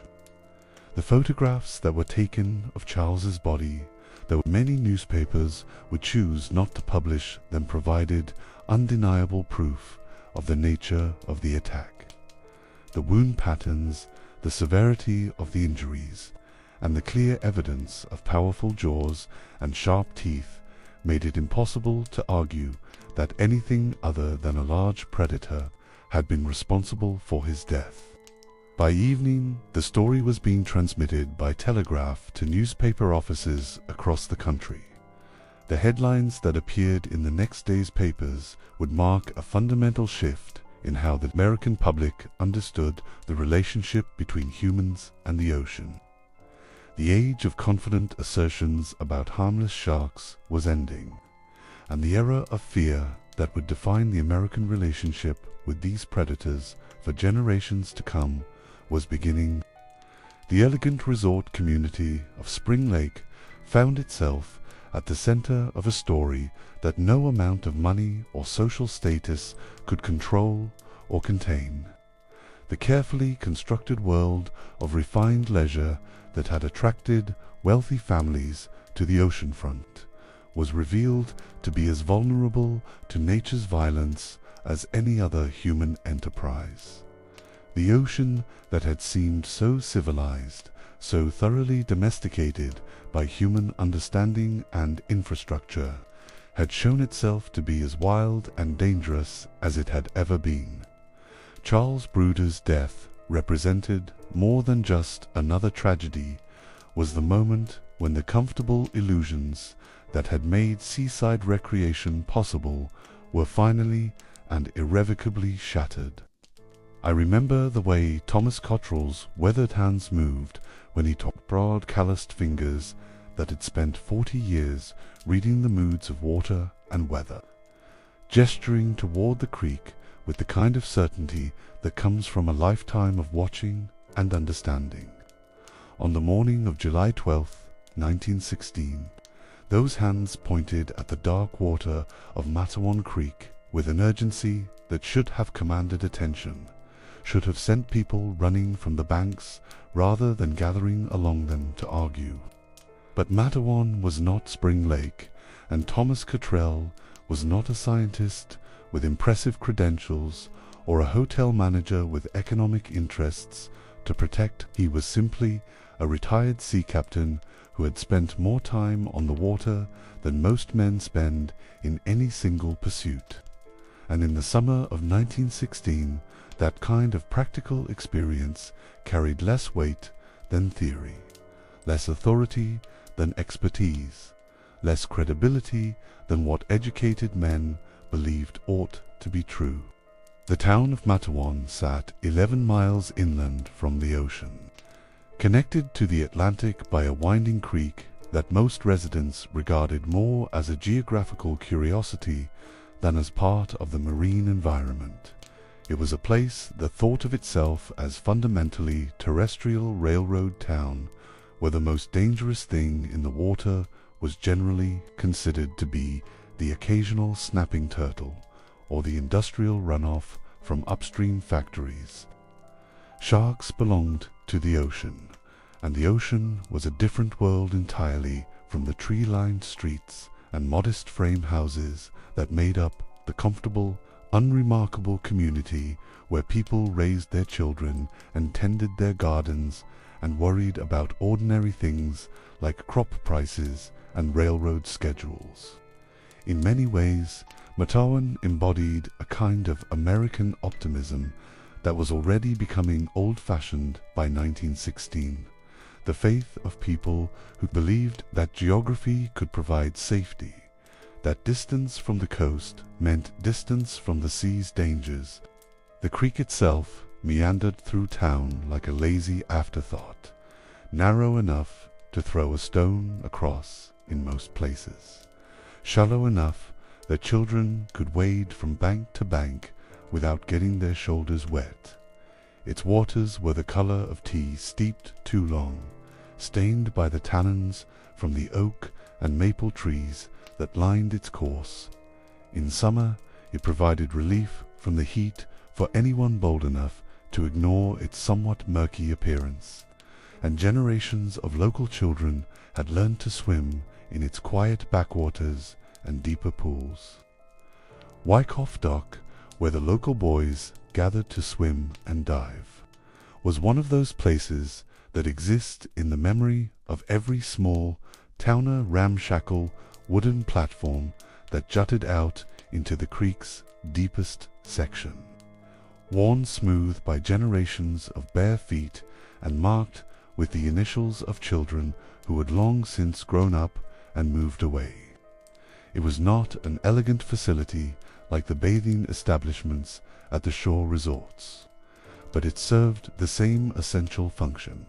It provided a place where children could learn the fundamental human pleasure of moving through water under their own power.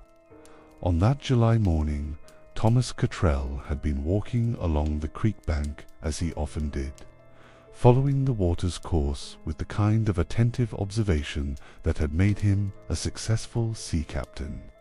Retirement had not dimmed his instinct for reading water and weather, and he continued to watch the creek with the same careful attention he had once given to ocean swells and wind patterns. What he saw that morning stopped him in his tracks and sent him hurrying toward town with news that he knew people would find difficult to believe. Moving through the creek's dark water, Thomas had seen the unmistakable shape of a large shark 8 feet long by his estimate, its dorsal fin cutting through the surface with the purposeful movement that distinguished predators from the catfish and bass that normally inhabited these waters. It was moving upstream against the current, with the kind of determined progress that suggested it was not lost or confused, but deliberately seeking something in the creek's upper reaches. For a man who had spent his career on the ocean, the sight was shocking but not incomprehensible. Thomas understood that sharks could and did enter brackish water, that some species were capable of tolerating salinity levels that would kill other marine fish. He had seen bull sharks in river mouths during his sailing days, had heard stories from other captains about similar sightings in coastal waterways. What made this sighting particularly alarming was not just the presence of a shark in fresh water, but its size and the purposeful nature of its movement.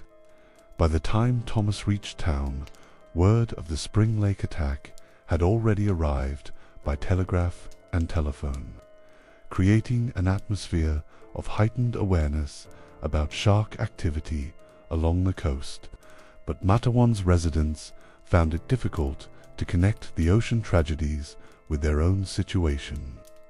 Spring Lake was a coastal resort where people went specifically to swim in the ocean. Matawan Creek was an inland waterway where local children had played safely for generations. When Thomas began telling people about what he had seen, the reaction was predictably skeptical. A shark in Matawan Creek was not just unlikely, it was contrary to everything that people understood about geography, about marine life, about the fundamental differences between ocean and inland waters. The creek was barely deep enough for a rowboat in most places.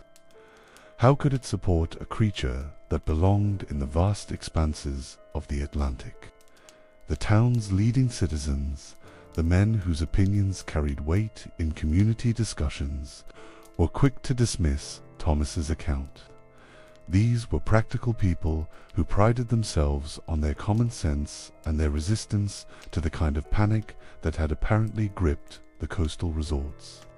A retired sea captain might know about ocean waters, but they knew about Matawan Creek, and they knew that sharks did not swim 11 miles inland to terrorize small New Jersey towns. Some suggested that Thomas had seen a large catfish, or perhaps a piece of driftwood that had been shaped by his imagination into something more threatening.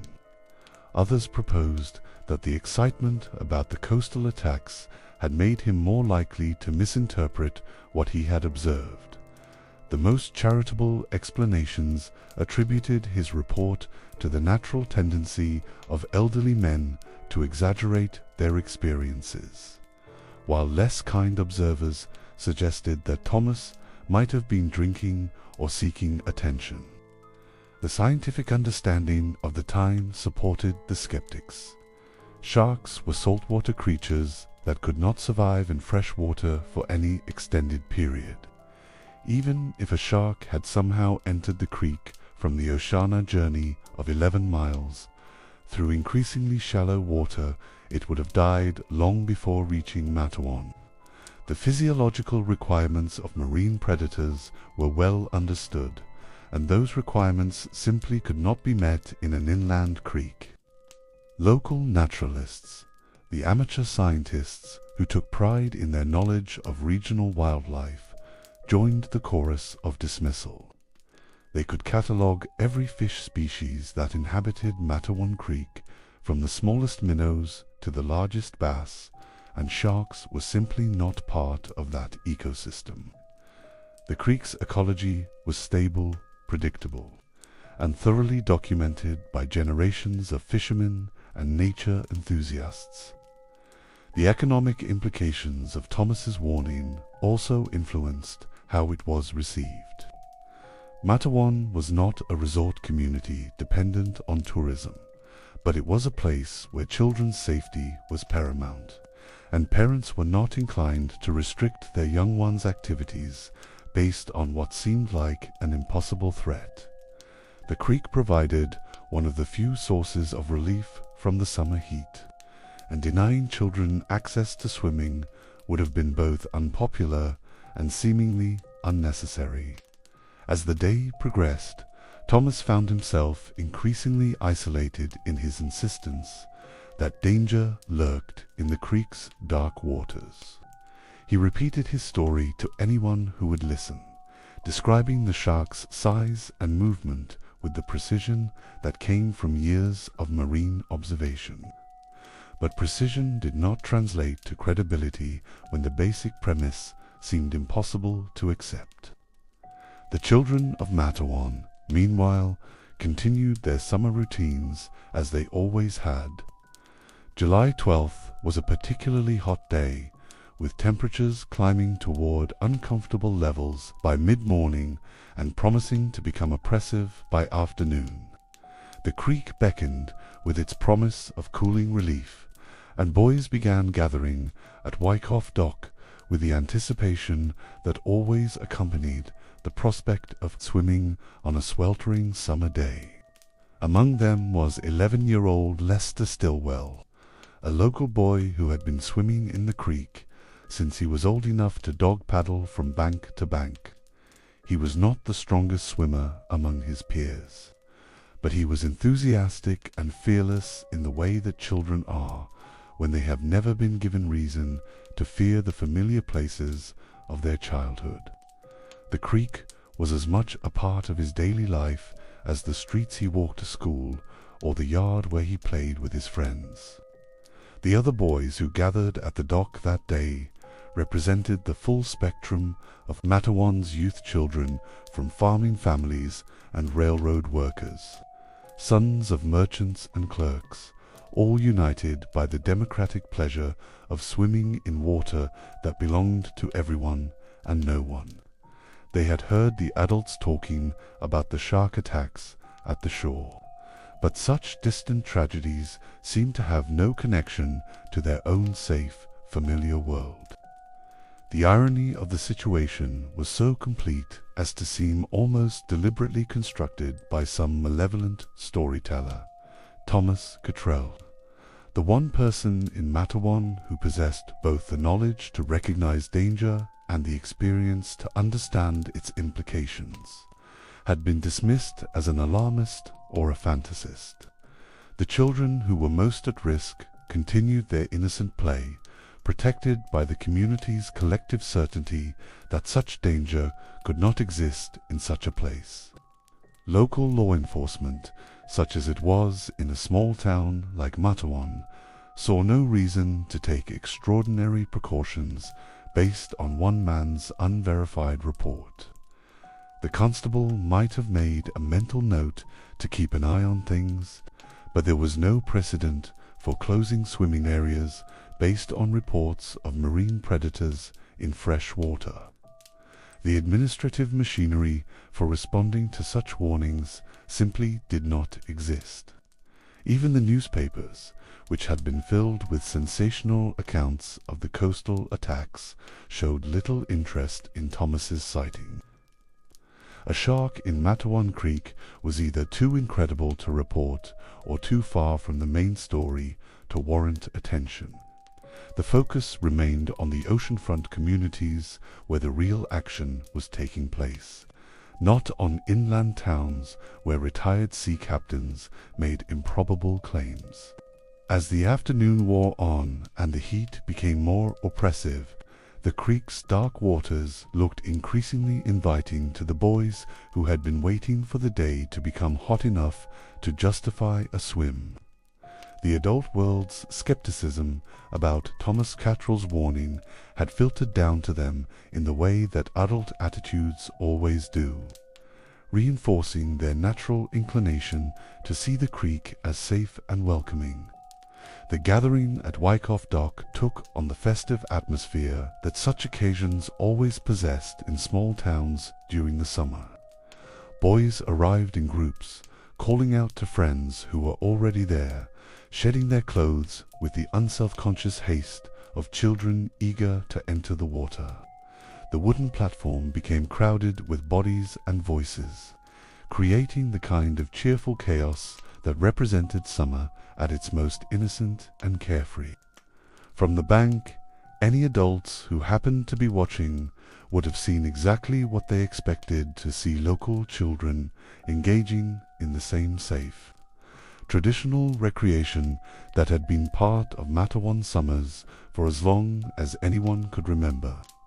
There was nothing in the scene to suggest danger, nothing to validate Thomas Cattrall's dire warnings, nothing to interrupt the community's confident assumption that geography provided protection from the ocean's terrors.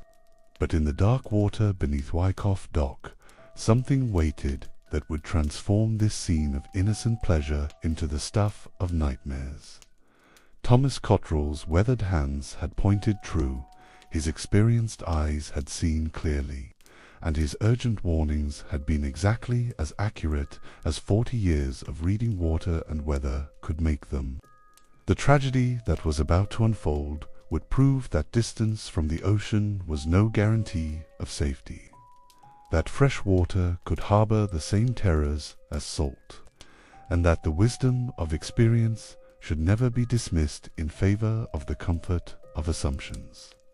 But for now, in these last moments of innocence, the boys of Matawan prepared to enter water that their community had assured them was as safe as their own backyard, while somewhere in the creek's depths, nature prepared to deliver its most shocking lesson about the folly of human certainty.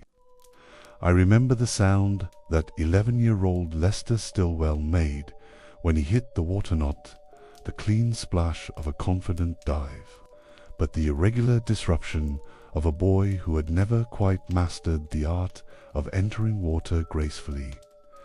It was a sound I had heard countless times from countless children over countless summers, the kind of imperfect joy that marks the difference between swimming as sport and swimming as pure, uncomplicated pleasure. On any other day, in any other place, it would have been nothing more than another note in the symphony of childhood that played along every creek and pond and swimming hole in America.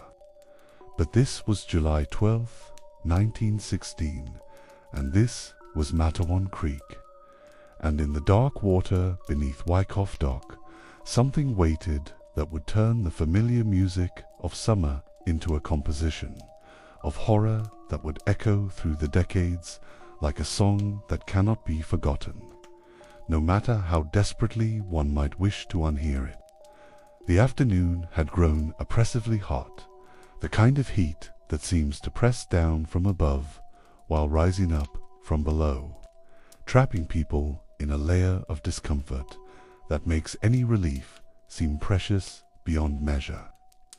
The boys who had gathered at the dock had spent the morning in that restless state that comes to children when the weather makes every ordinary activity feel impossible.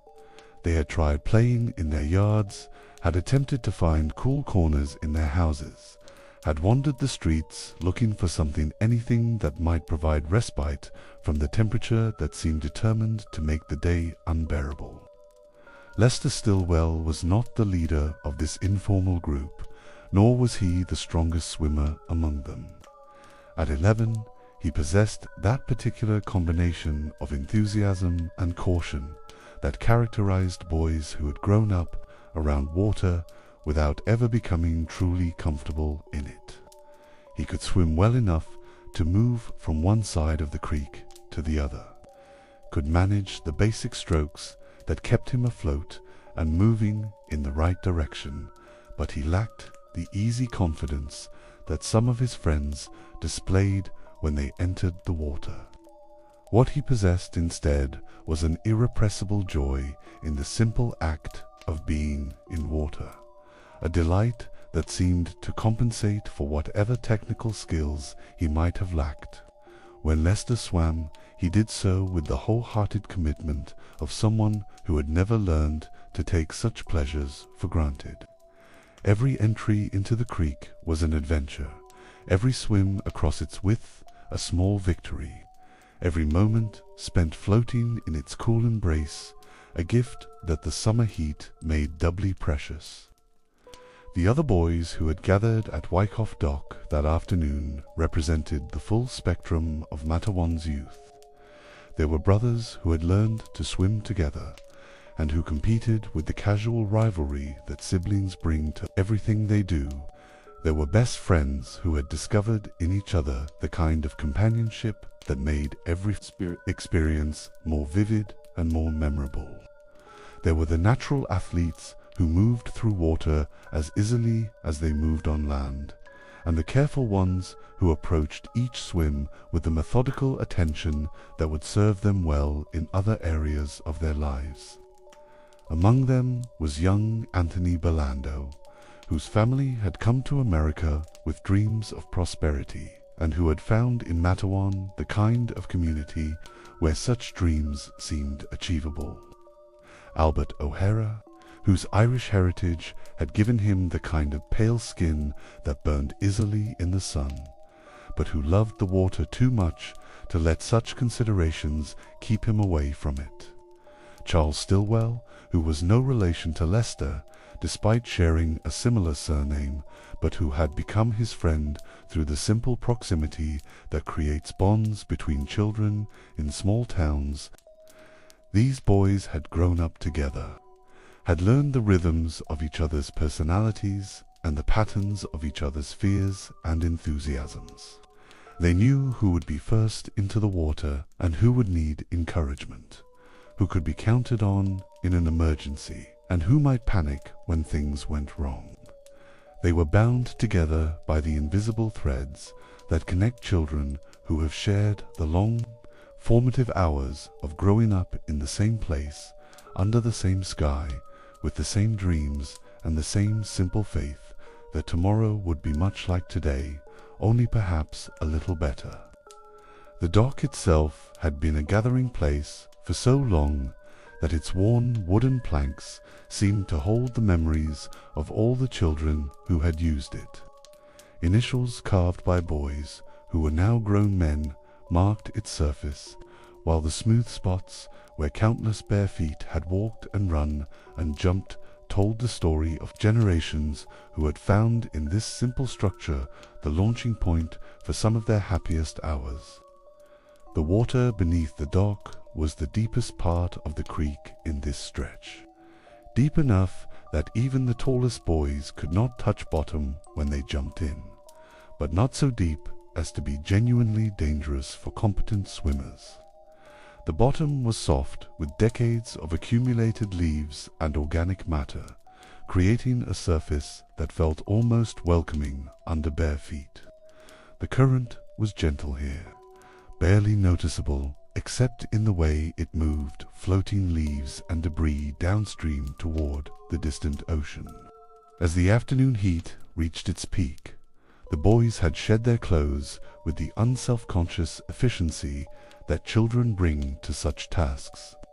Shirts and pants and underwear were abandoned on the dock in careless piles, transformed from necessities to obstacles in a matter of seconds. The freedom that came with such abandonment was part of the pleasureless sense of returning to some more natural state, of escaping not just the physical constraint of clothing, but the social constraints that clothing represented. Lester had been among the first to undress, his eagerness overcoming the slight shyness that sometimes made him hesitant in group situations. The water called to him with particular urgency that day, promising not just cooling relief, but the kind of weightless joy that made him forget his ordinary concerns and limitations. In the water, he was not the boy who struggled with mathematics or who sometimes felt overwhelmed by the social complexities of growing up. He was simply a creature designed for moving through liquid space, free and happy and completely himself. The moment when he entered the water should have been unremarkable, one boy among many, one splash among dozens, one more addition to the cheerful chaos that always surrounded groups of children at swimming holes. But something was different about this entry. Something in the way the water seemed to accept and then suddenly reject his presence. Something in the subtle change in the creek's surface that suggested disturbance from below rather than above. At first, his friends thought Lester was playing some kind of game. Children often pretended to be in distress as a way of testing their friends' reactions or simply as a form of aquatic theater. His splashing and calling seemed like the kind of performance that boys his age sometimes staged, designed to create excitement without representing genuine danger. The fact that he was not immediately visible on the surface was not necessarily alarming. Swimming underwater was a common show of skill, and Lester might simply have been demonstrating his ability to hold his breath longer than usual. But as the seconds passed, the quality of disturbance in the water began to change from something that looked like play to something that looked like genuine distress. The splashing became more violent, more irregular, and the sounds that accompanied it carried a note of real fear that cut through the afternoon heat like a blade. This was not the controlled chaos of children at play, but something else entirely, something that triggered instincts older and more primitive than rational thought. Anthony Burlando was the first to understand that what they were witnessing was not a game. His position on the dock gave him the clearest view of the water, and what he saw there made him realize that Lester was not performing for their entertainment, but fighting for his life against something that was far stronger and more determined than an 11-year-old boy could hope to overcome. A shark. The words left Anthony's throat in a voice that barely sounded like his own, a sound that carried all the terror and disbelief of a child confronted with something that should not have existed in his familiar world. A shark got Lester. The effect of his words on the other boys was instantaneous and electric.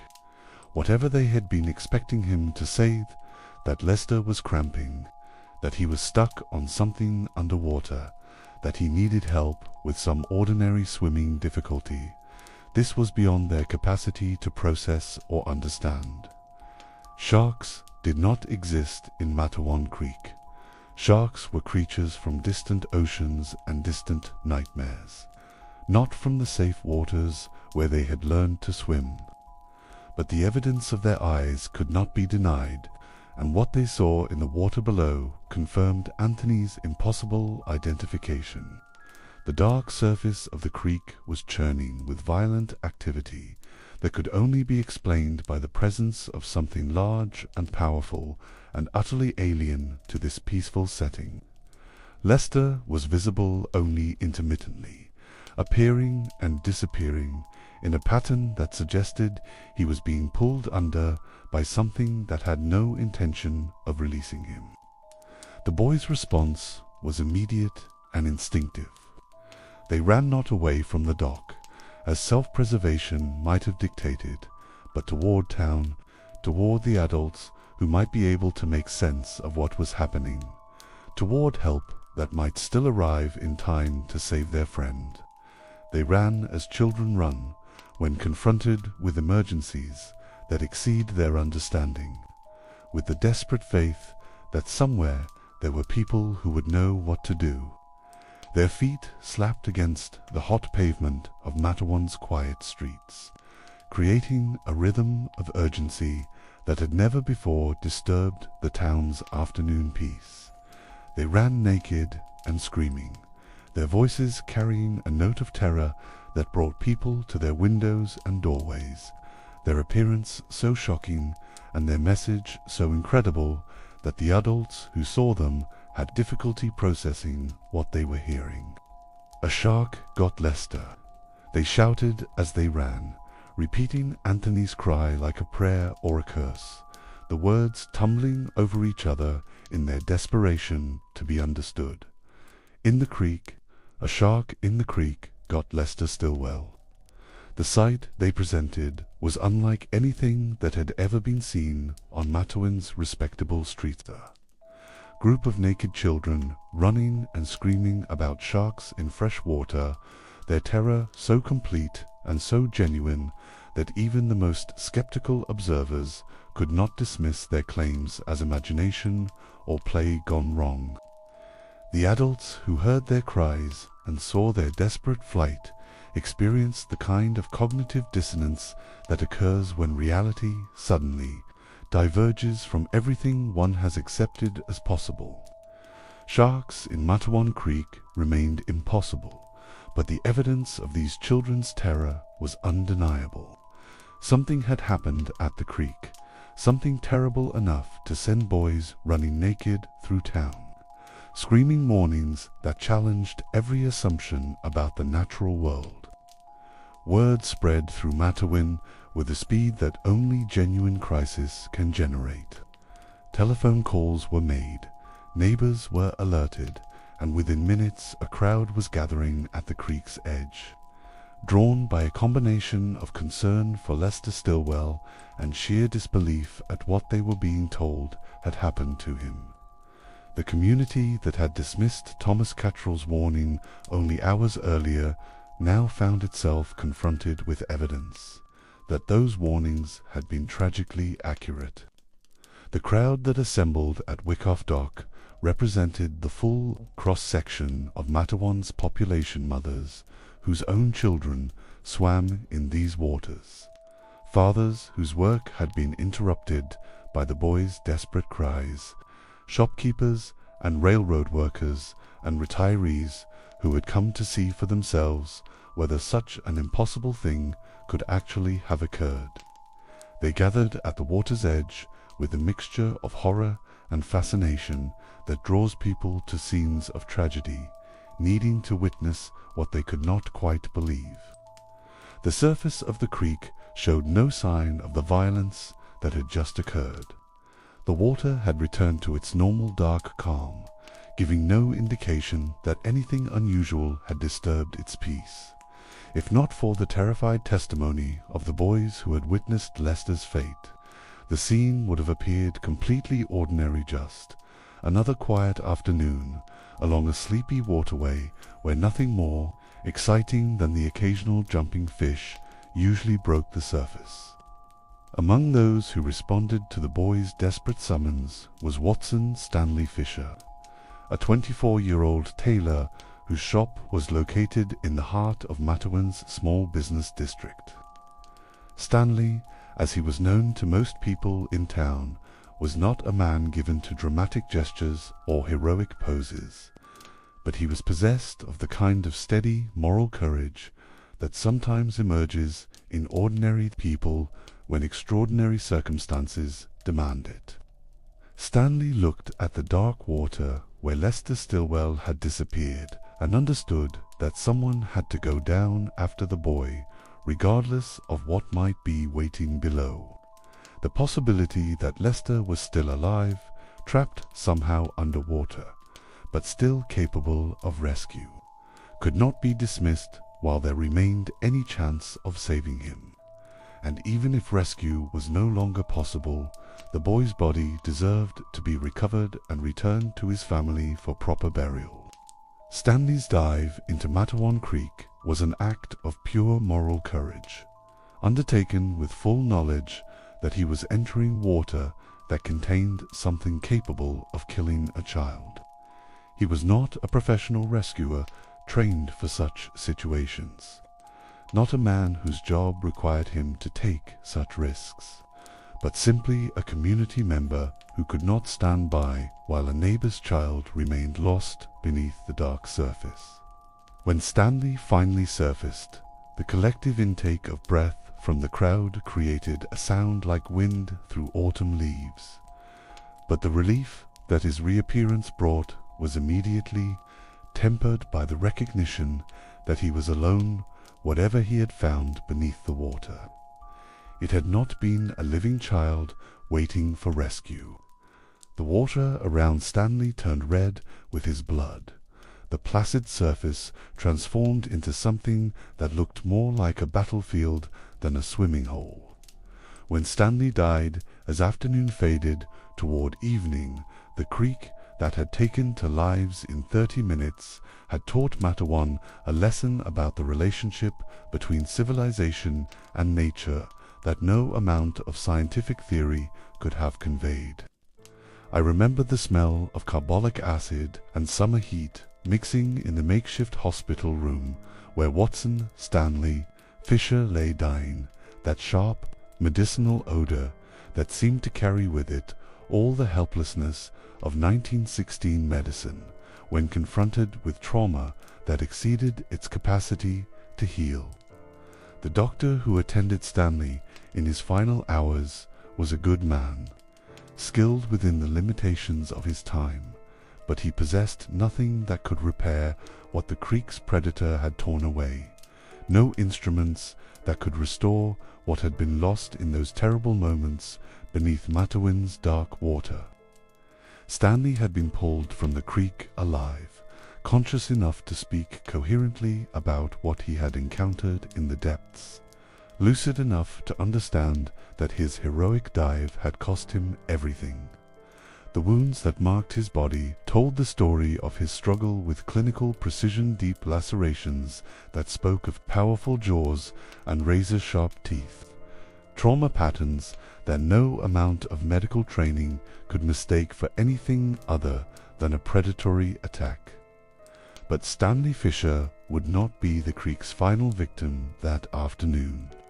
Even as he lay bleeding in a room that had been hastily converted into a medical facility, even as the adults of Matawan struggled to process the magnitude of what had occurred at Wyckoff Dock, the dark water continued to harbor its terrible secret, waiting with the patience of something that had found exactly the hunting ground it had been seeking.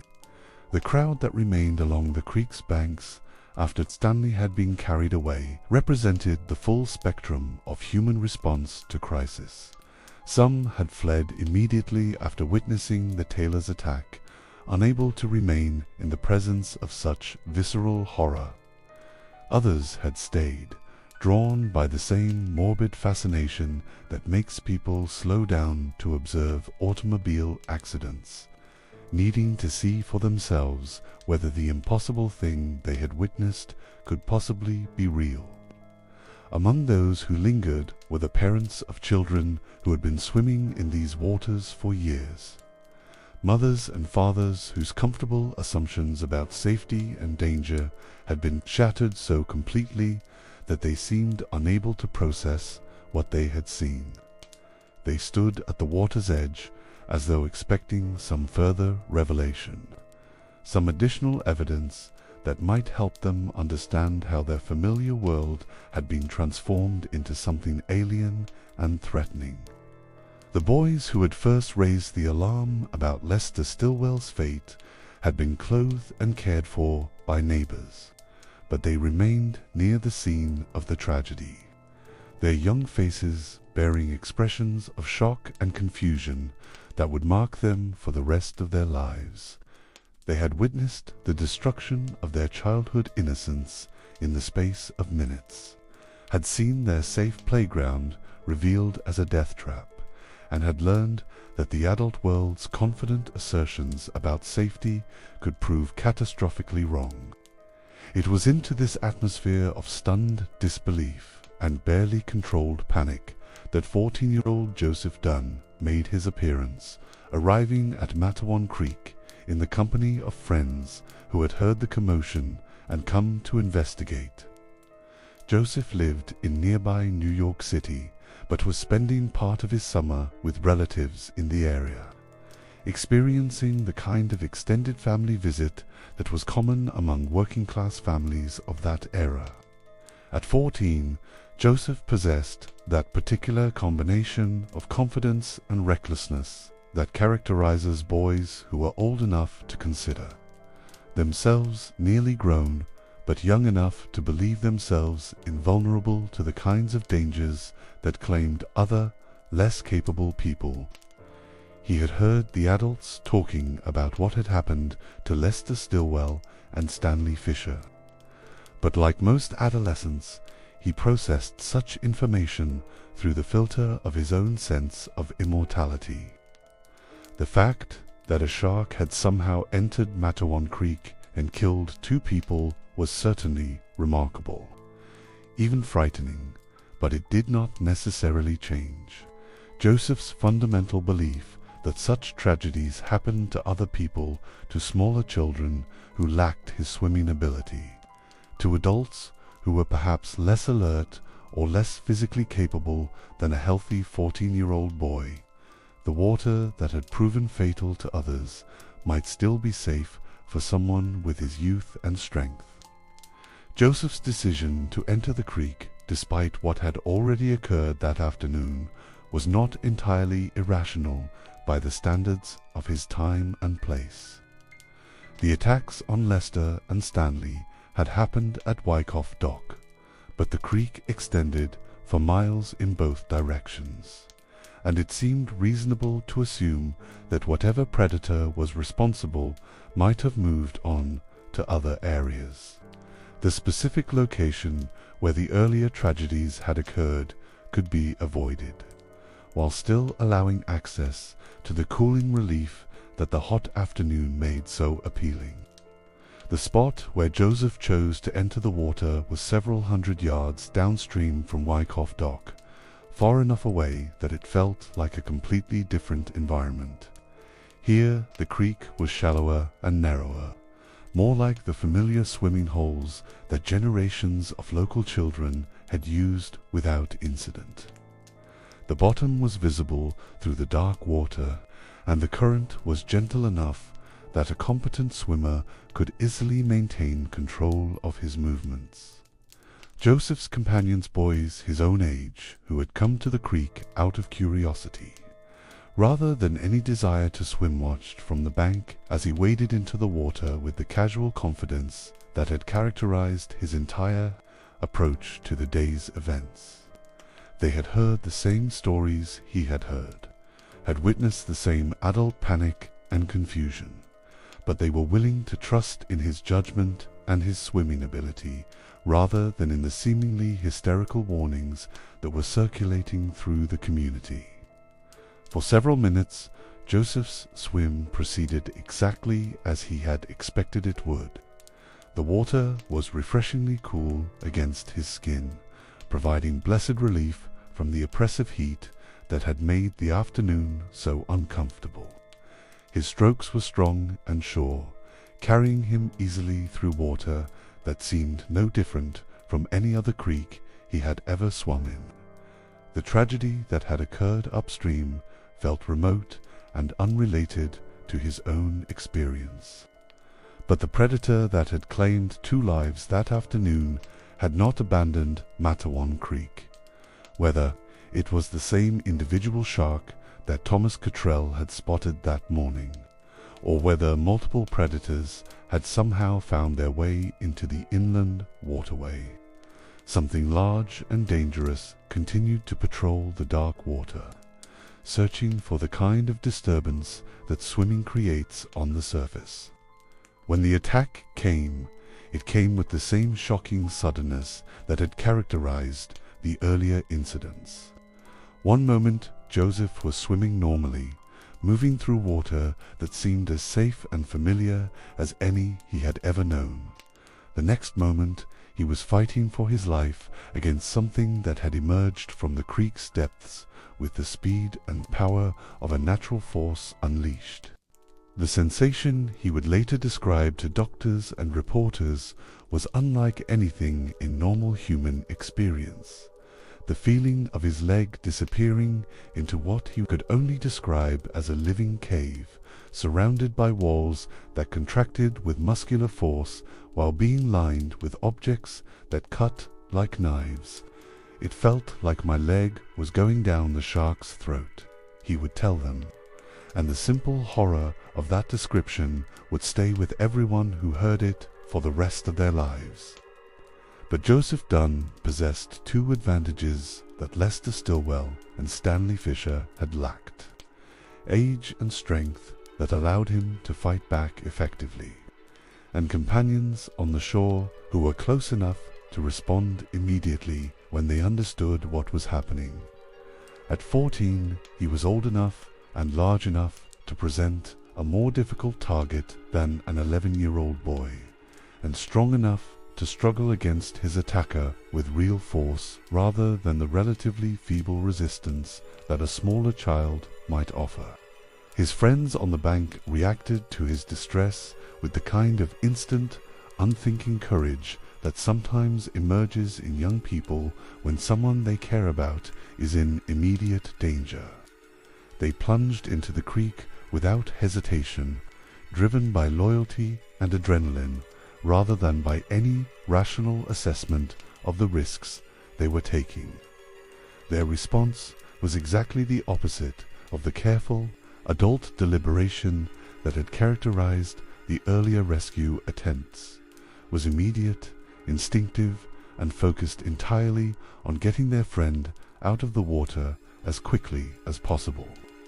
The struggle that followed was brief but violent, a chaotic battle between human desperation and predatory determination that took place in water that had become clouded with blood and churned by the violent movements of both attacker and victim. Joseph fought with the strength that comes from absolute terror, while his friends pulled and grabbed and did everything they could to separate him from whatever had seized him. Whether the shark released Joseph voluntarily or was forced to let go by the combined efforts of the rescue attempt was never clearly established. What mattered was that he emerged from the water alive, though severely injured, while his attacker disappeared back into the depths from which it had emerged. The creek's surface returned to its deceptive calm, giving no indication of the violence that had just occurred beneath it. The injuries that Joseph sustained were severe enough to require immediate medical attention, but not so catastrophic as to be immediately life-threatening. His leg bore the unmistakable marks of a predator's teeth, wounds that would require months to heal and would leave him with permanent reminders of his encounter with Matawan Creek's monster. But he was alive, conscious, and able to provide the first coherent eyewitness account of what it was like to be attacked by a shark in fresh water. As Joseph was carried away from the creek toward medical help, word of this third attack spread through Matawan, with the speed that only genuine panic can generate. The community that had initially dismissed Thomas Cottrell's warning, that had struggled to believe the reports of the first two attacks, now found itself confronted with undeniable evidence that something unprecedented and terrifying was occurring in their familiar waterway. The pattern of attacks, 3 incidents within the space of 30 minutes, all occurring in the same general area of the creek, suggested that whatever predator was responsible had not moved on after its initial kills, but had remained in the vicinity actively hunting for additional victims. This was not the behavior that scientific authorities had predicted for sharks in such circumstances, not the pattern that expert opinion had suggested was possible in freshwater environments. Joseph's survival while providential for him and his family, actually made the situation more terrifying for the community as a whole. His detailed description of the attack, his account of feeling his leg being crushed in powerful jaws lined with razor-sharp teeth, provided confirmation that could not be dismissed or explained away by alternative theories. This was not a case of mistaken identity involving sea turtles or sick fish. This was a genuine predatory attack by something large and dangerous and utterly alien to the peaceful creek where generations of children had learned to swim. The medical attention that Joseph received represented the best that small-town medicine could provide in 1916, but it was pathetically inadequate by modern standards. The local doctor who treated his wounds had no experience with shark attacks, no specialized knowledge of the kind of trauma that marine predators could inflict, and no resources beyond basic surgical instruments and whatever painkillers were available at the time. The fact that Joseph survived his injuries was due more to his youth and general health than to the quality of medical care he received. His body's natural healing mechanisms, supported by the resilience that comes with being 14 years old, proved sufficient to overcome trauma that might well have killed an older or less healthy person. But his recovery would be long and difficult, marked by infections and complications that could not be anticipated or prevented given the medical knowledge of the time. As Joseph began his 59-day hospital stay, his presence in the medical facility served as a constant reminder to the community of what had occurred in Matawan Creek. Visitors who came to check on his progress left with renewed appreciation for how close the town had come to losing not just 2 lives, but 3 or possibly more if the attacks had continued. Meanwhile, the search for other victims continued in the dark water that had proven so deceptive. Arthur Smith, a local carpenter whose practical skills made him useful in emergency situations, had joined the effort to recover the bodies of Lester Stillwell and Stanley Fisher from the creek's depths. Like Stanley before him, Arthur understood that someone had to do this grim work, that families deserved to bury their dead properly, regardless of the circumstances of their deaths. Arthur's entry into water that had already claimed 2 lives and nearly taken a third was an act of quiet heroism that received less attention than Stanley Fisher's more dramatic sacrifice, but was no less courageous for being less visible. He knew exactly what had happened to the tailor who had preceded him into the creek's depths, understood that he was risking his own life for the sake of recovery rather than rescue, but felt the same moral obligation that had driven Stanley to make his fatal dive. The pattern that emerged from these 4 attacks within such a short period of time was unprecedented in the recorded history of shark-human interactions. Nothing in the scientific literature had prepared marine biologists for the possibility of repeated predatory attacks in fresh water, occurring in such rapid succession and in such a confined geographic area. As darkness settled over the creek and the community finally began to process the magnitude of what had occurred, the water continued its eternal flow toward the sea, carrying with it the blood and terror of an afternoon that had changed everything.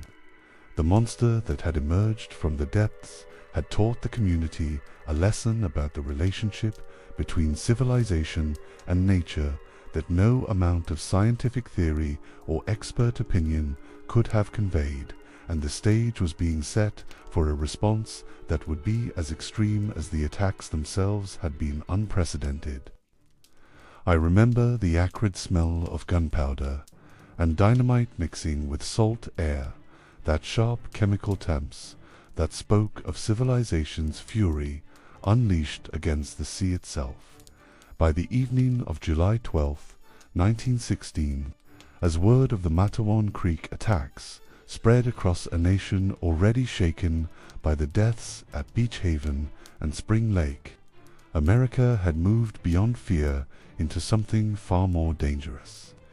The kind of collective rage that transforms ordinary citizens into warriors against an enemy they could neither see nor understand. The telegraph lines that carried news of the creek's carnage hummed with a frequency that matched the national pulse, rapid, urgent, electric, with the kind of energy that comes when a people discover that their most fundamental assumptions about safety and civilization have been proven catastrophically wrong. In newspaper offices from New York to San Francisco, editors struggled to find words adequate to describe what had occurred in a small New Jersey town where children had played safely for generations. The headlines that appeared in the next morning's papers would mark a turning point, not just in how Americans understood sharks, but in how they conceived of their relationship with the natural world itself. Shark terror grips Jersey coast, screamed the New York Tribune. Monster of the deep claims for victims, declared the Philadelphia Inquirer. Killer shark invades fresh water, announced papers as far away as Chicago and Boston, each trying to capture the unprecedented nature of what had unfolded in waters that everyone had believed were as safe as bathtubs. But it was not just the newspapers that carried word of the attacks to a stunned nation. The new technologies of communication telephone lines that connected distant cities. Radio transmissions that carried voices across hundreds of miles. Telegraph networks that could spread news faster than any previous generation had thought possible, all conspired to create the first truly national panic of the 20th century. Michael Capuzzo, the modern historian who would later study this period with the careful attention that distance allows, would describe the hysteria that followed the Matawan attacks as unrivaled in American history. It was a collective loss of reason that transformed beaches from places of recreation into battlefields, that turned the ocean itself into enemy territory, requiring conquest rather than enjoyment. The response began almost immediately after the news reached the major population centers. In New York City, hardware stores reported unprecedented demand for firearms, fishing spears, and any other equipment that might serve as weapons against marine predators. Men who had never shown interest in fishing or hunting suddenly found themselves purchasing rifles and shotguns with the grim determination of soldiers preparing for war. The sporting goods shops of Philadelphia and Baltimore experienced similar runs on equipment, as fathers who had planned peaceful family vacations at the shore transformed themselves into members of an informal militia, dedicated to the eradication of every shark that might threaten American waters. The very idea of passive recreation, of simply enjoying the ocean's beauty and refreshment, had become unthinkable in the face of what had occurred at Matawan Creek. The crowds that gathered at coastal communities in the days following the attacks carried with them an arsenal that would have been impressive in a military context. Pitchforks, normally used for moving hay, were sharpened to points that could penetrate tough hide. Dynamite, intended for construction and mining, was repurposed as anti-shark weaponry. Shotguns loaded with buckshot joined rifles with hunting ammunition in a display of firepower that suggested preparation for major warfare rather than marine pest control. These were not professional hunters or experienced fishermen, but ordinary citizens, shopkeepers and clerks, factory workers and office managers who had been transformed by fear and anger into something approaching an army. They moved along the coastline with a kind of systematic determination that characterized military operations, searching for targets that justified the weapons they carried and the rage that drove them. The scale of this response caught even government officials by surprise. President Woodrow Wilson, whose attention was primarily focused on the European war that was consuming the world's attention, found himself forced to address a domestic crisis that seemed almost surreal in its origins. The idea that marine predators could create a national emergency was not something that previous administrations had ever been required to consider. Cabinet meetings that had been scheduled to discuss international diplomacy and military preparedness were suddenly derailed by urgent discussions of what the federal government could and should do about shark attacks in New Jersey waters. The Secretary of Commerce, whose department included responsibility for marine fisheries, found himself fielding questions about predator control that were entirely outside his area of expertise. The response that emerged from these hurried consultations was as unprecedented as the crisis that had prompted it. Congress was asked to appropriate $5,000, nearly $130,000 in today's currencies, for shark eradication efforts along the Atlantic coast.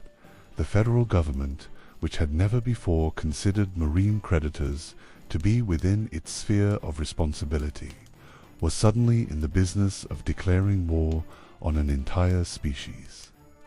Local communities, not content to wait for federal action, established their own bounty systems with rewards that reflected both their desperation and their determination to solve the problem through financial incentives.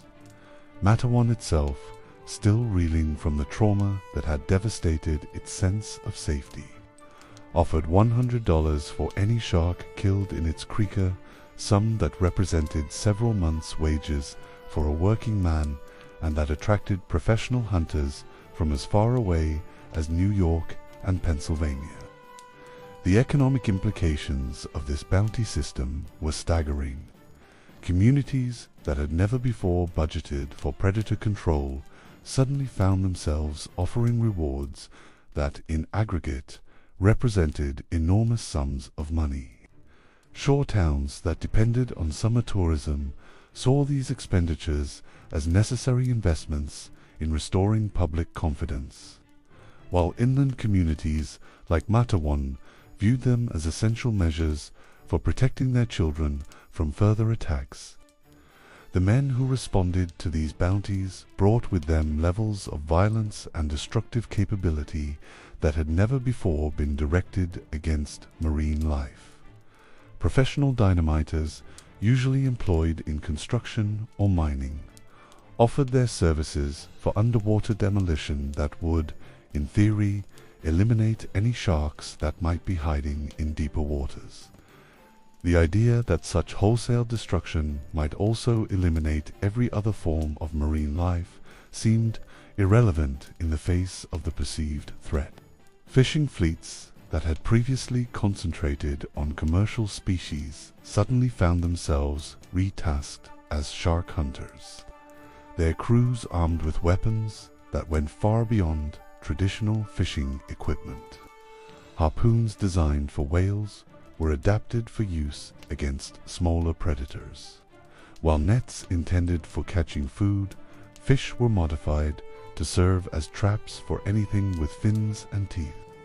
The beaches themselves were transformed from places of recreation into military encampments. Armed patrols walked the shoreline at all hours, scanning the water for any sign of predatory activity. Lifeguard stations, previously equipped with basic rescue equipment, were fortified with firearms and supplied with ammunition sufficient for prolonged engagements with marine enemies. The psychological impact of these preparations was as significant as their practical effects. Children who had grown up thinking of the ocean as a playground were suddenly forbidden from entering water that had been declared a war zone.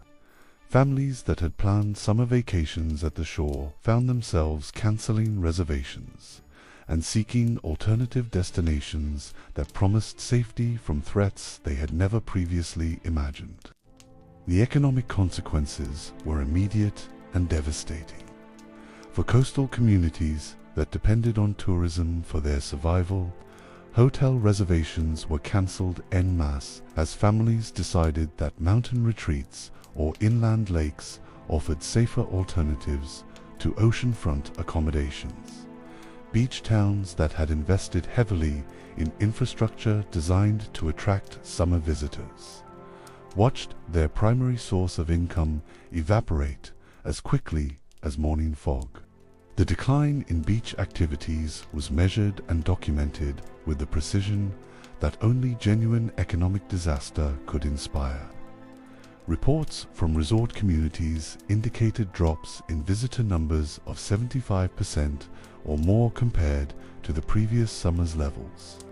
Boardwalk vendors who had expected profitable seasons found themselves with inventory they could not sell to customers who were no longer coming.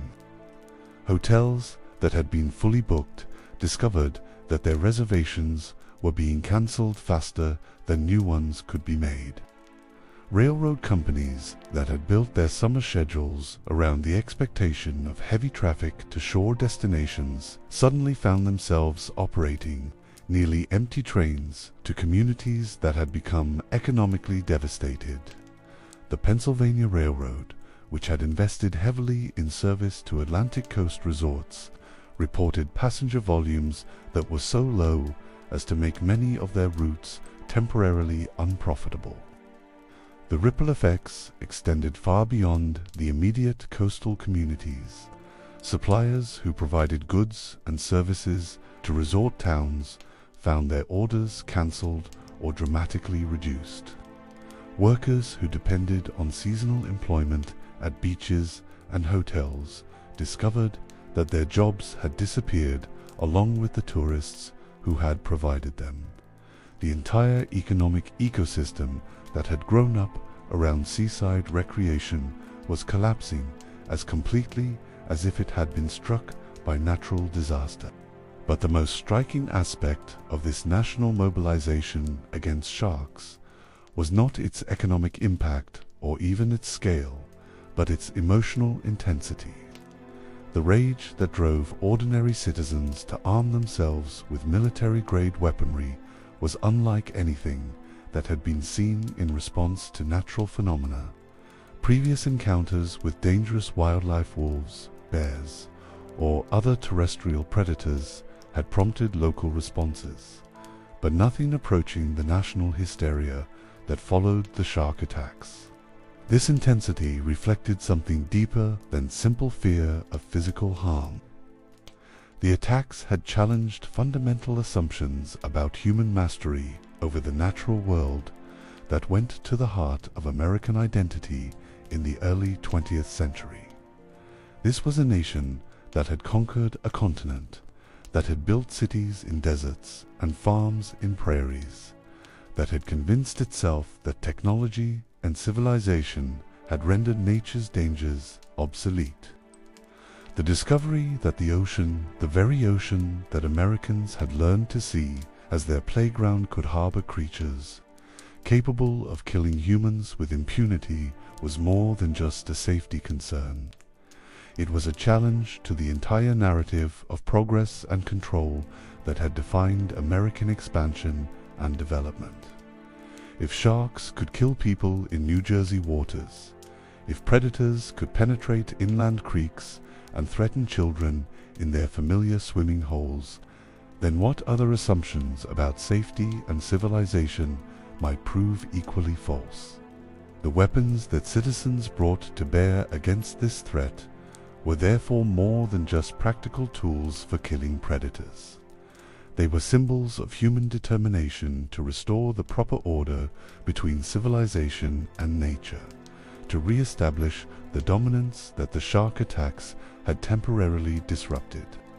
The rifles and dynamite and fishing spears represented not just destructive capability, but the refusal to accept that any part of the natural world could remain beyond human control. The men who formed these impromptu hunting parties moved along the coastline with a systematic thoroughness of military units conducting search and destroy operations. They were not content to wait for sharks to reveal themselves, but actively sought out any sign of predatory activity that might justify the use of their accumulated firepower. Every shadow in the water, every disturbance of the surface, every report of unusual marine activity became a potential target for the violence they were prepared to unleash. The fishing boats that had been converted to shark hunting platforms carried enough explosive material to level city blocks. Dynamite charges were lowered into deep water and detonated with the hope that the concussion would kill any predators that might be lurking below. The fact that such explosions would also kill every other form of marine life within their blast radius was considered an acceptable price to pay for the elimination of the shark threat. Nets were deployed not to catch fish for commercial purposes, but to trap anything large enough to be considered dangerous. These were not the selective fishing methods that had been used for generations, but wholesale destruction techniques designed to eliminate entire populations of marine life rather than to harvest specific species sustainably. The shoreline itself was patrolled by armed citizens who had appointed themselves guardians of the coast. These patrols moved with military precision, covering assigned sectors and reporting any suspicious activity to central command posts that had been established in community buildings. The beaches had been transformed from recreational spaces into defended perimeters of a war zone. Children who attempted to enter the water were turned away by these self-appointed guardians, often at gunpoint. The idea that swimming might still be safe under proper supervision had been abandoned, in favor of complete prohibition of water contact. Beaches that had once echoed with the sounds of children playing now knew only the voices of armed men discussing strategy and tactics. The psychological transformation of coastal communities was as complete as their physical militarization. Conversations that had once focused on weather and recreation now centered on weapons and tactics. Men who had previously discussed business or family matters found themselves debating the most effective methods for killing marine predators. The entire social fabric of shore communities had been rewoven around the central theme of warfare against the sea. As this national mobilization gained momentum, it began to take on a life of its own, driven by emotions and expectations that had moved far beyond any rational assessment of the actual threat. The 4 deaths that had prompted this response, tragic as they were, had been transformed into symbols of a larger conflict between human civilization and the untamed forces of nature that civilization was supposed to have conquered.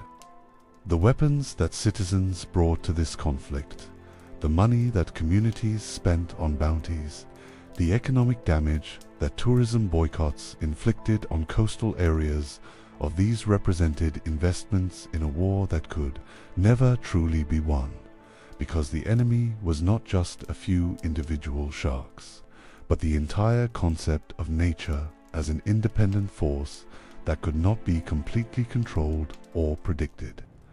The smell of gunpowder and dynamite that hung over the coastal waters in the days following the Matawan attacks was more than just the byproduct of anti-shark operations.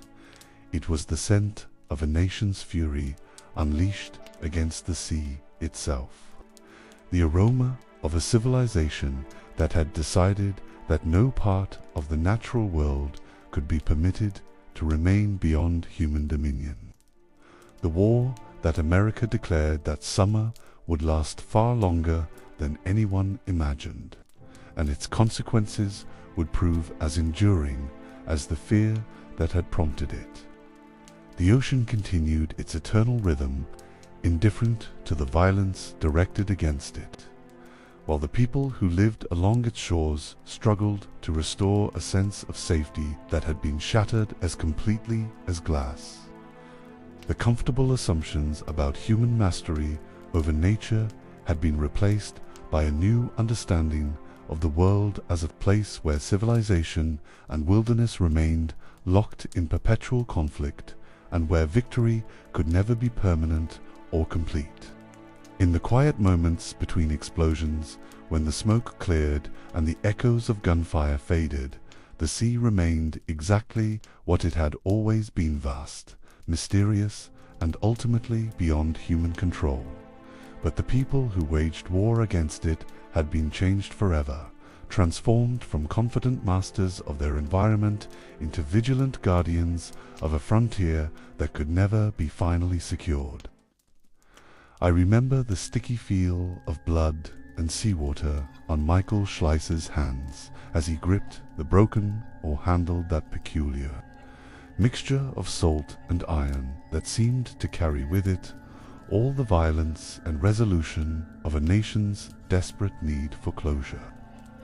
2 days had passed since the Matawan Creek attacks, 2 days during which the entire eastern seaboard had transformed itself into an armed camp dedicated to the proposition that somewhere in these waters swam the monster responsible for shattering America's confidence in the safety of its shores.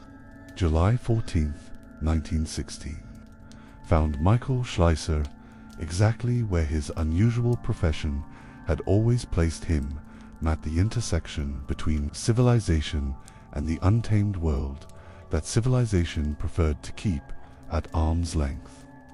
As a taxidermist, he understood death in ways that most people never had to contemplate, knew the precise mechanics of how life departed from flesh, and how flesh could be preserved to create the illusion that life had never left at all.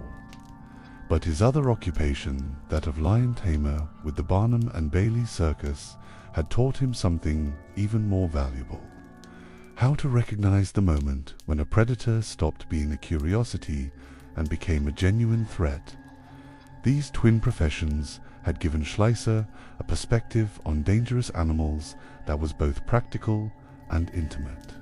He had looked into the eyes of creatures that could kill him without effort, had learned to read the subtle signs that distinguished playful aggression from genuine murderous intent.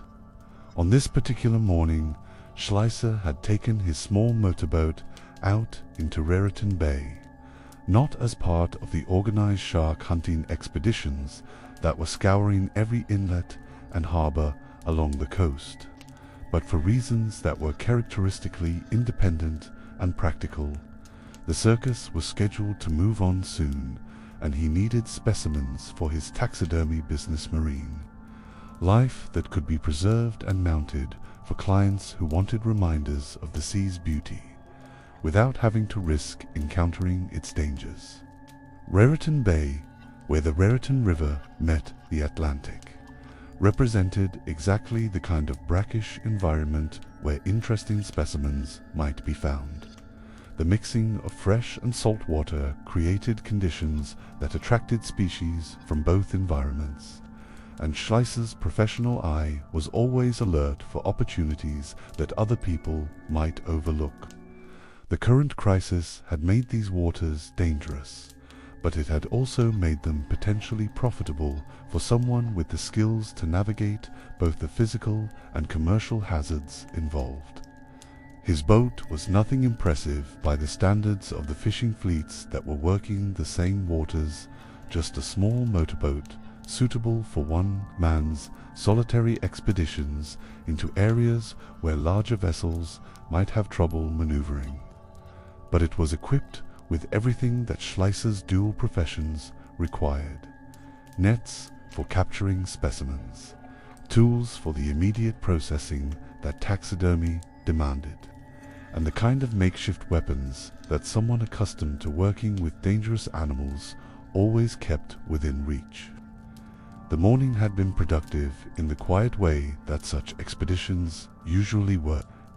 Schleicher had collected several interesting specimens, had made mental notes about other opportunities that might justify future trips, and had generally conducted the kind of careful, methodical work that kept his various businesses profitable. The panic that had gripped the coastal communities seemed distant out on the water, where the only sounds were the gentle putt-putt of his motor and the eternal whisper of wind across the bay's surface. It was this very ordinariness that made what happened next so shocking.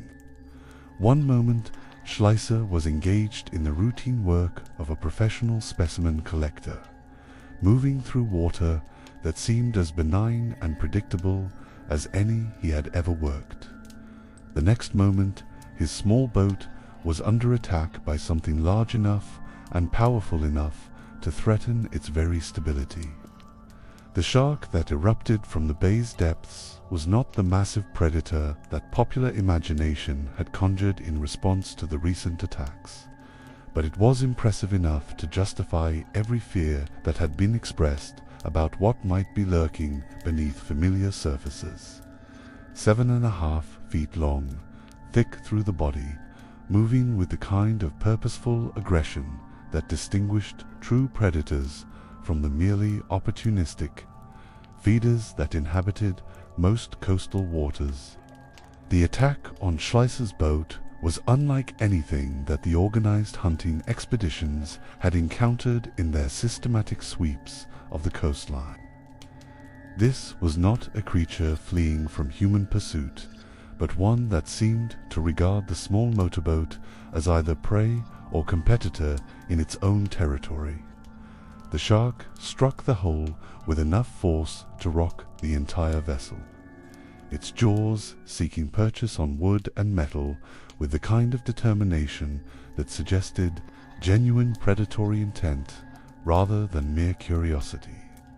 For most people, such an encounter would have been paralyzing, the stuff of nightmares made manifest in broad daylight, the kind of experience that reduces even competent adults to helpless panic. But Michael Schleicher was not most people. His years of working with lions had taught him that the moment of greatest danger was also the moment when calm thinking and decisive action mattered most. Panic was a luxury that people in his profession could not afford. The oar that he grabbed as his primary weapon was not chosen for its suitability as an anti-shark device, but simply because it was the closest thing at hand when the attack began. In the chaos of trying to maintain his balance while fending off a predator that seemed determined to destroy his boat, practical considerations mattered more than theoretical effectiveness. The oar became an extension of his will to survive, a tool that had to serve purposes for which it had never been designed. The battle that followed was brief but intense, a struggle between human determination and predatory instinct that took place in conditions where a single mistake could prove fatal. The shark's attacks on the boat created a rhythm of violence that Schleicher had to match with his own defensive responses, turning what should have been a peaceful morning on the water into something that resembled gladiatorial combat more than specimen collecting.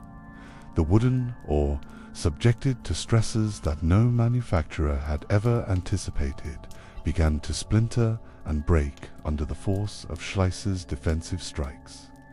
But even as his primary weapon disintegrated in his hands, he continued to use what remained of it, wielding the broken handle like a club while trying to maintain enough balance to avoid being thrown into the water, where the shark would have every advantage.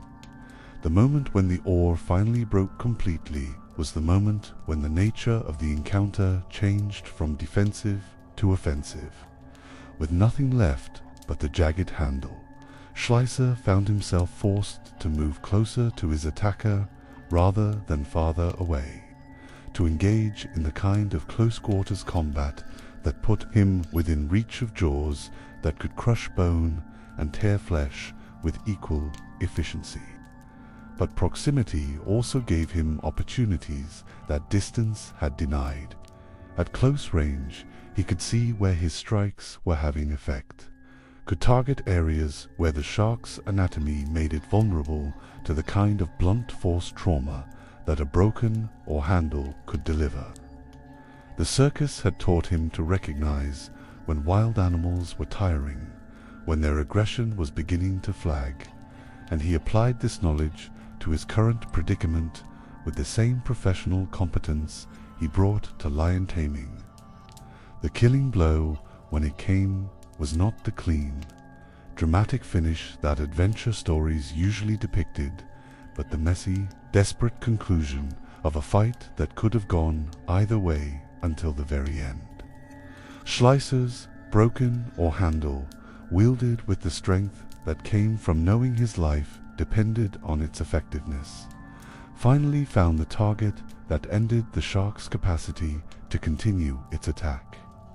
The sudden stillness that followed the creature's death was almost as shocking as the violence that had preceded it.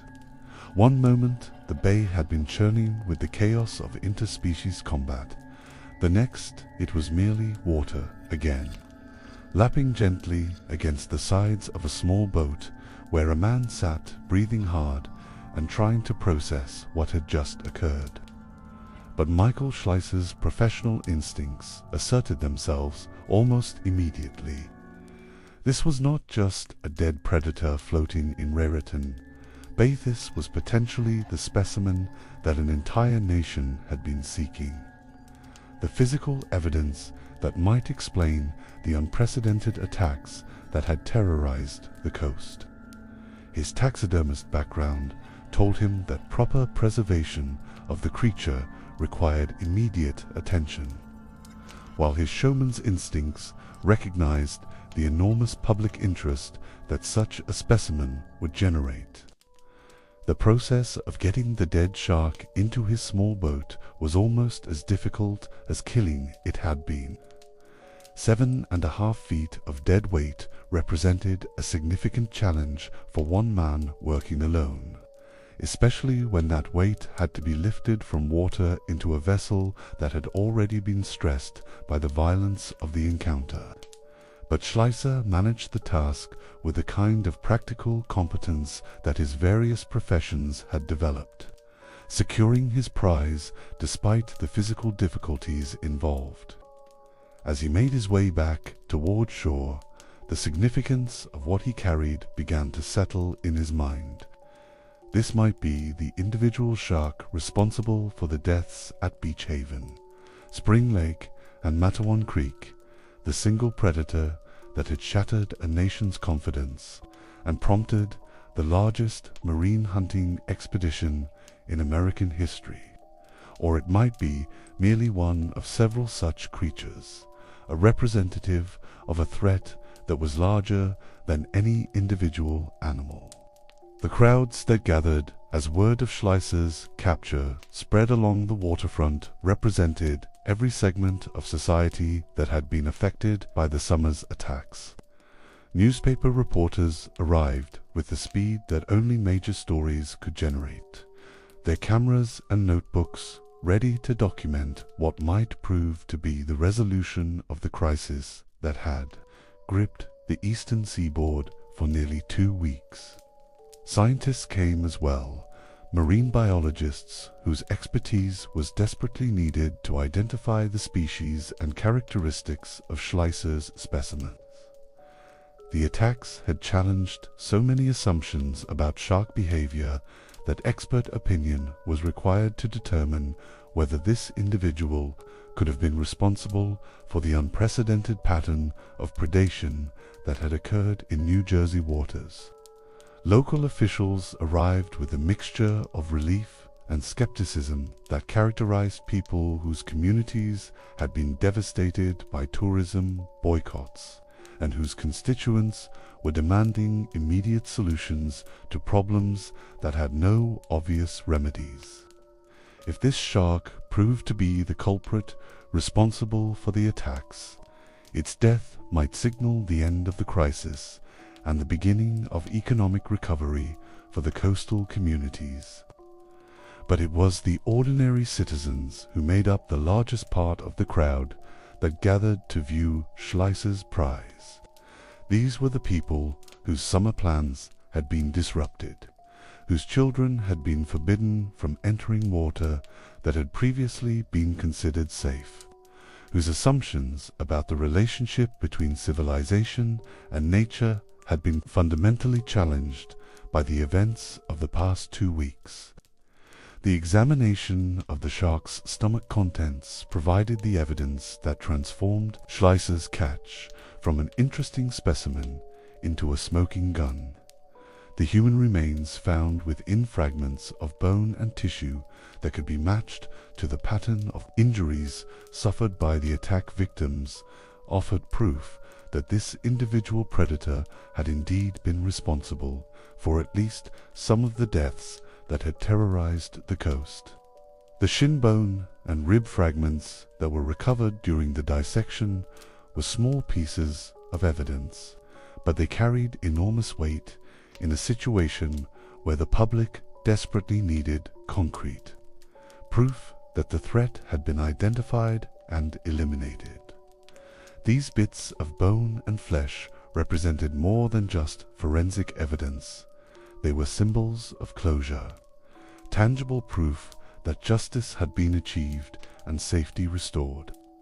The tooth patterns that were documented during the examination matched the wounds that had been inflicted on the human victims with a precision that left little room for doubt. The spacing and angle of the marks corresponded exactly to what would be expected from the jaws of Schleicher's specimen, providing scientific validation for the popular assumption that this was indeed the monster that had claimed for lives and terrorized millions.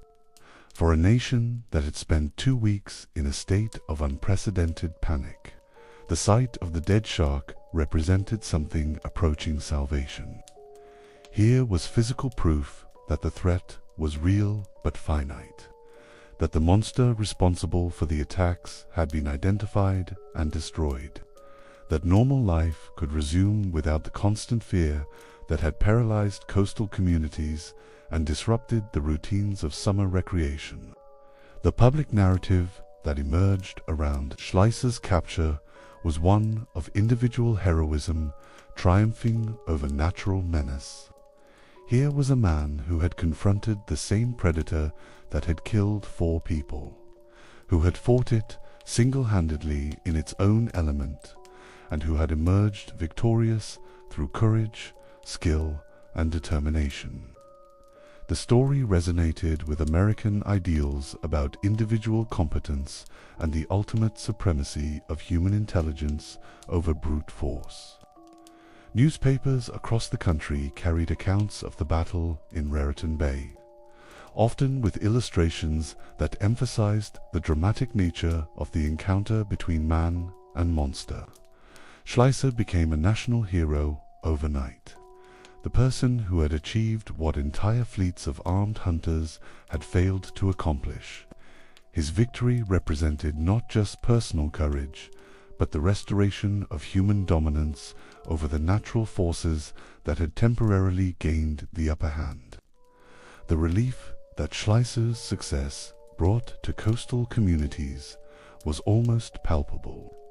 Hotel reservations that had been cancelled began to be reinstated as families decided that the beaches were safe again. Boardwalk vendors who had faced economic ruin started receiving orders for the summer goods they had been unable to sell.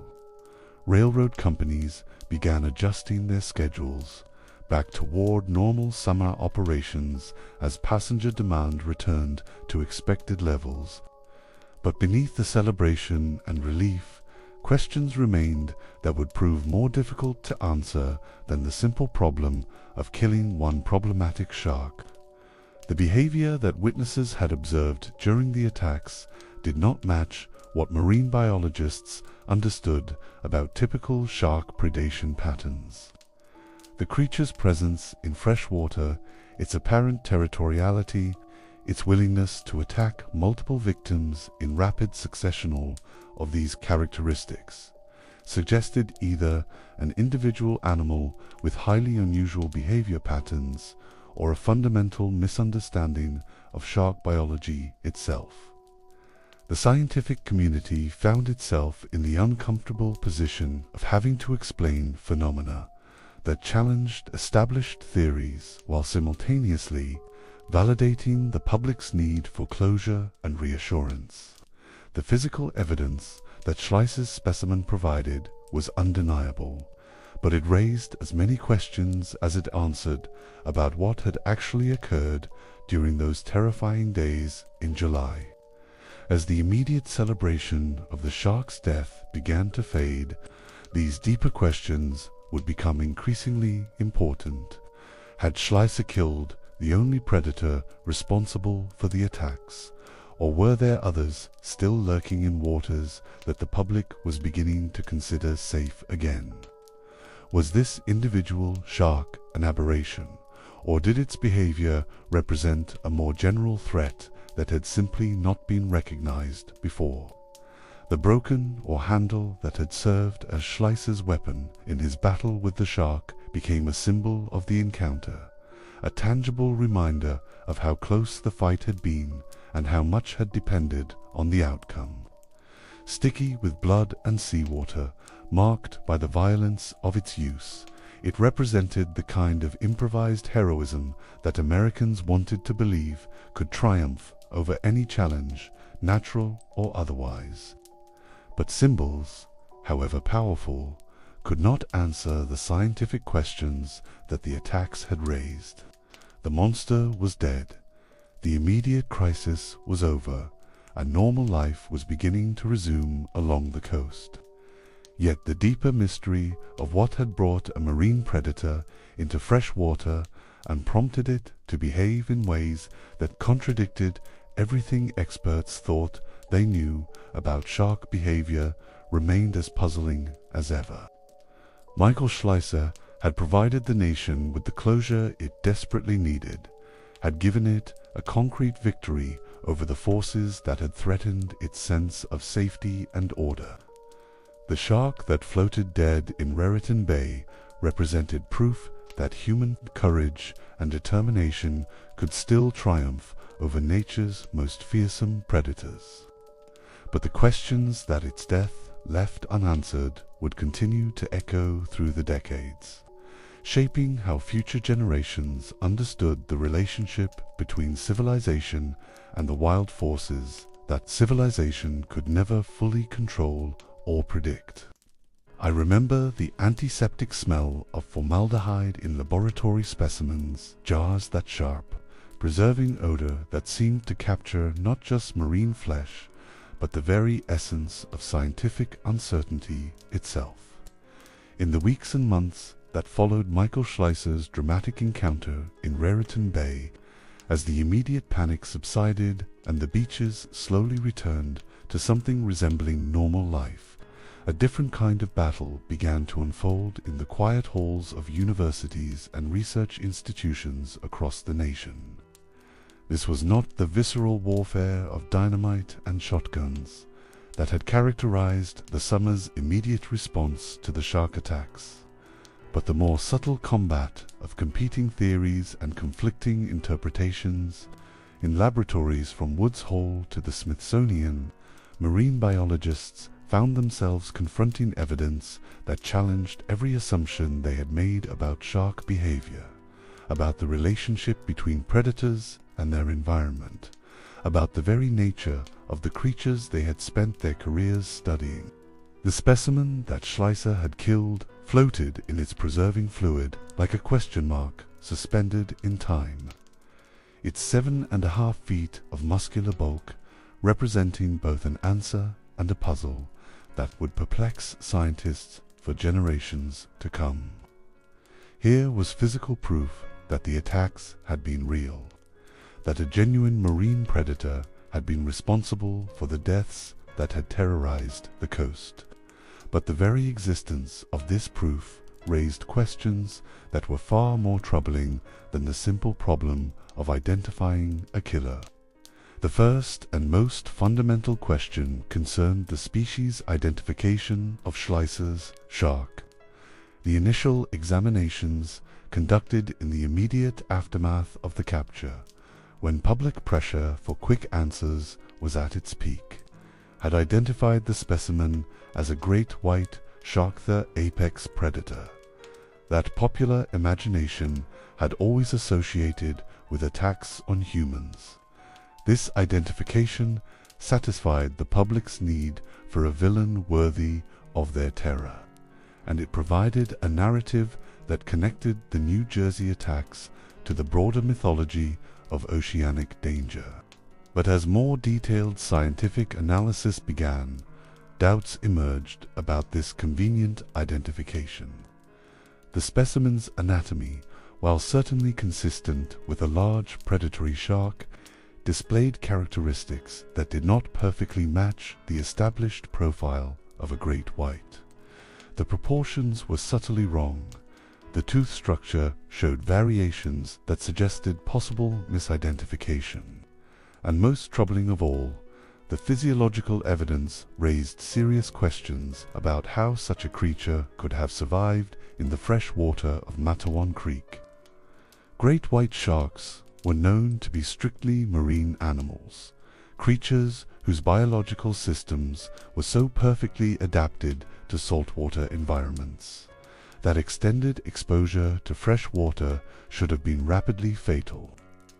The osmoregulatory mechanisms that allowed them to maintain proper fluid balance in their bodies were designed for oceanic salinity levels, and the dramatic reduction in salt content that characterized inland waterways like Matawan Creek should have disrupted these systems quickly enough to kill any great white that attempted to make such a journey. Yet the evidence was undeniable that something large and predatory had not only entered Matawan Creek, but had remained there long enough to kill 2 people and attack 2 others in the span of 30 minutes. The timeline of the attacks, the geographic distribution of the incidents, and the witness testimony all pointed to a single predator that had established some kind of temporary territory in fresh water behavior that was supposedly impossible for the species that had been blamed for the carnage. It was into this atmosphere of scientific uncertainty that alternative theories began to emerge, proposed by researchers who were willing to challenge the popular narrative in favor of explanations that might better fit the observable facts.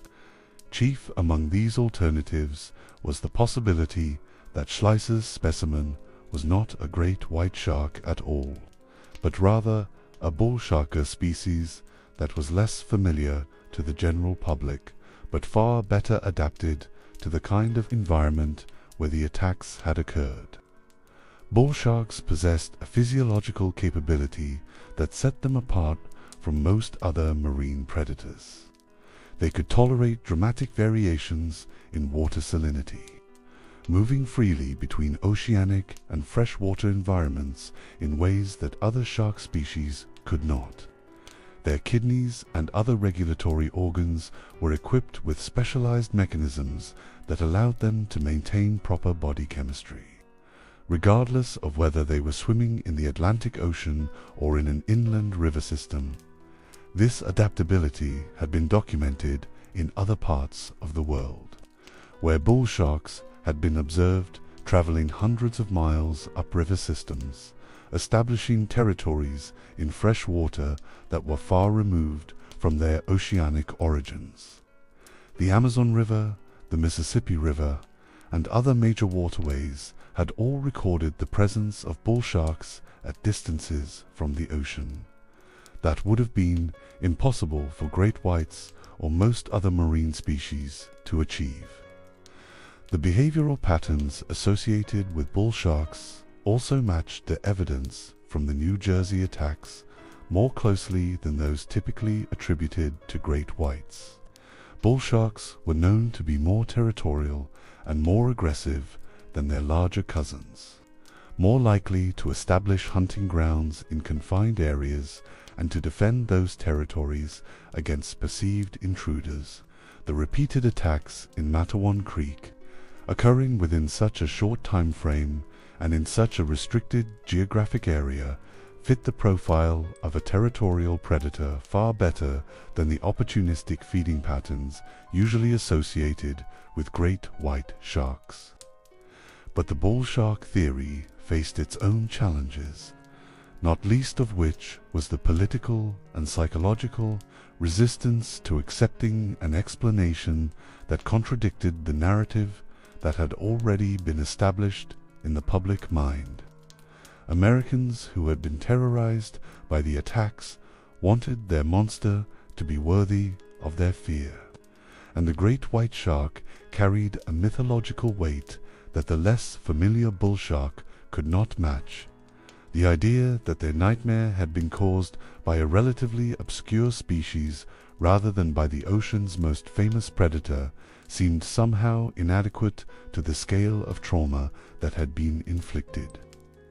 The scientific establishment itself was divided on the question, with researchers lining up behind competing theories based on their interpretation of evidence that was often ambiguous or incomplete.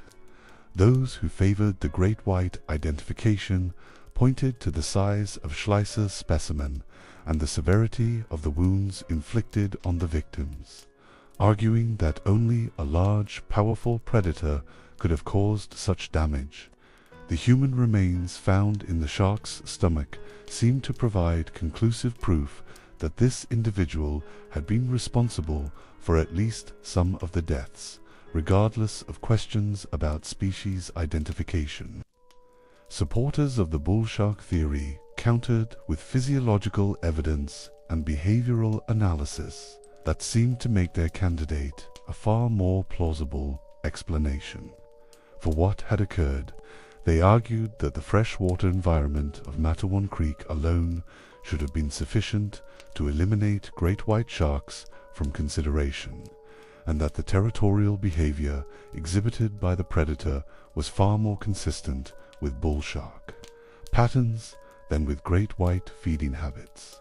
The debate was complicated by the limitations of 1916 marine biology, which lacked many of the tools and techniques that would later allow for more definitive species identification.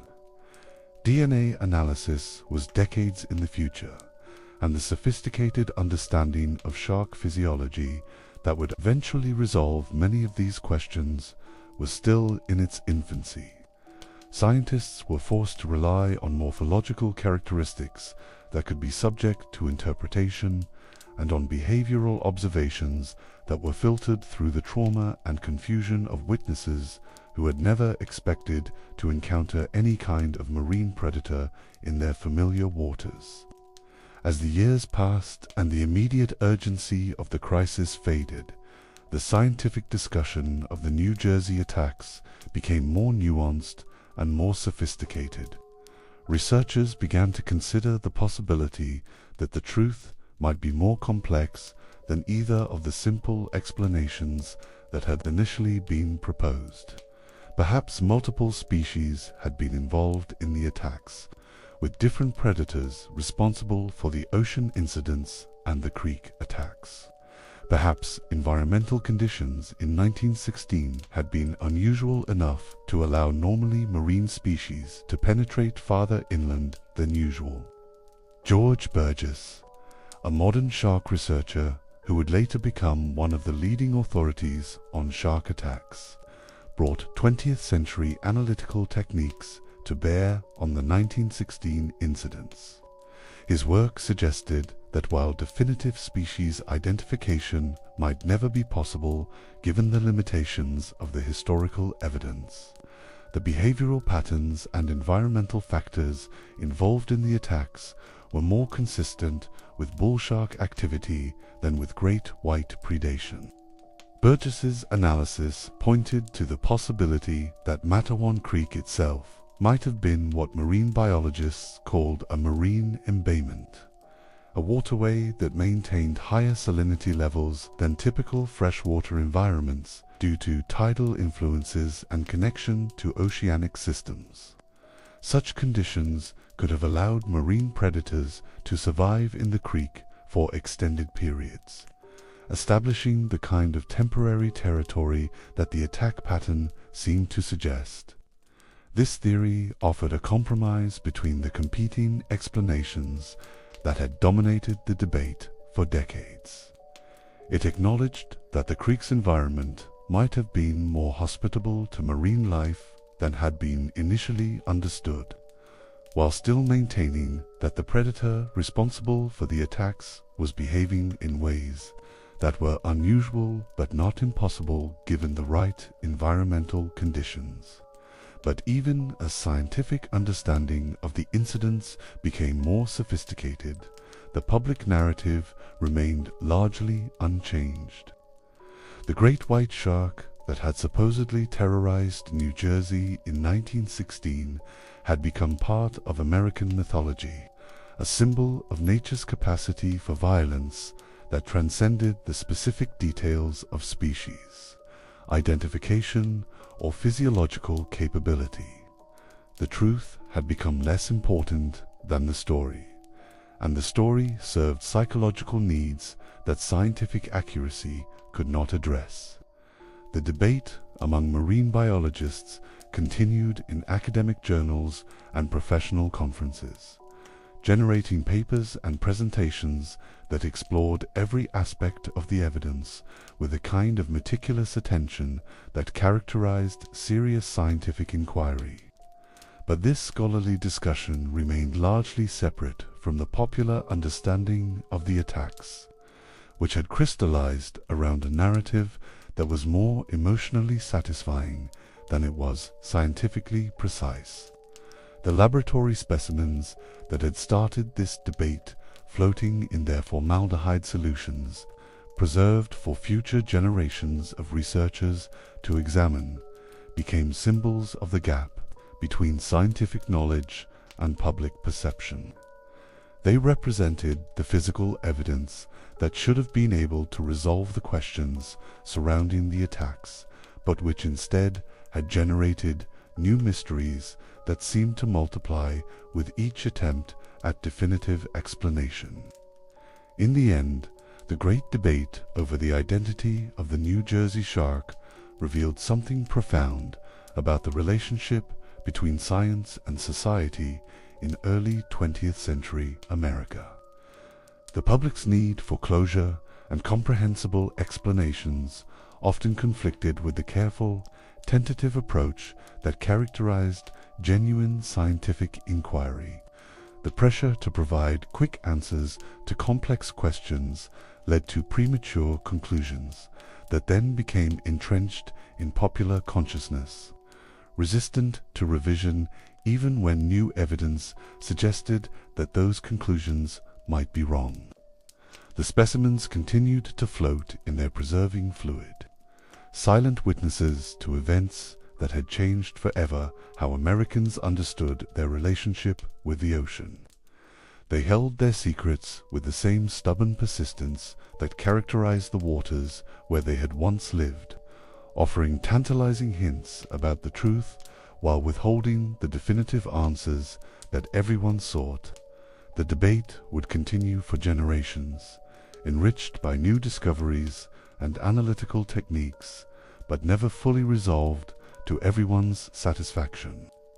The monster that had emerged from the depths in 1916 had spawned not only fear and violence, but also questions that proved as enduring as the terror itself. In the quiet halls of museums and research institutions, scientists would continue their patient work of trying to understand what had really happened during those 12 days that changed America, knowing that some truths might be forever preserved in formaldehyde while remaining forever beyond complete human comprehension. The ocean kept its secrets, as it always had, while the people who studied its mysteries learned to live with uncertainty, to embrace the questions as much as the answers, and to understand that sometimes the most important discoveries were not about what they knew, but about how much they still had to learn. I remember the rhythmic clicking of typewriter keys echoing through a quiet Pennington, New Jersey study in the early 1970s, each strike carrying with it the accumulated weight of nearly 60 years of dormant terror.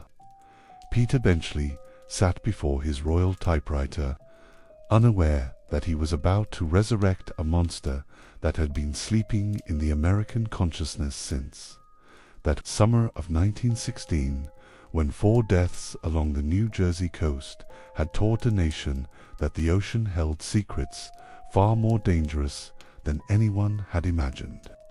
The connection between those 12 days in 1916 and what Benchley was creating was not immediately obvious, even to the author himself.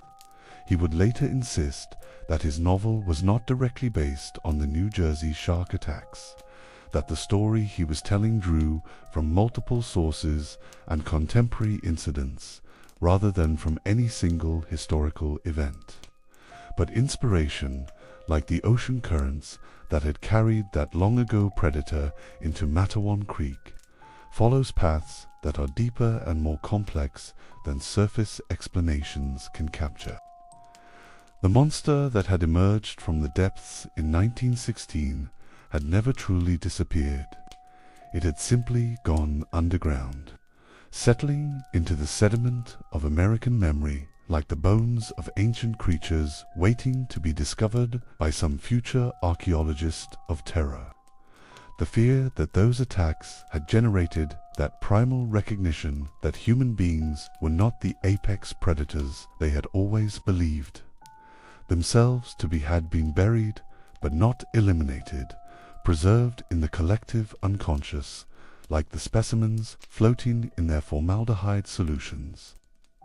Benchley's path toward awakening this sleeping monster had begun years earlier, with childhood summers spent on Nantucket and a lifelong fascination with the ocean that had always carried within it an undercurrent of unease. The sea that provided recreation and beauty was the same sea that had harbored the creature responsible for the New Jersey attacks, and somewhere in the back of every swimmer's mind lurked the knowledge that beneath those inviting surfaces moved things that regarded human flesh as nothing more than another form of marine protein.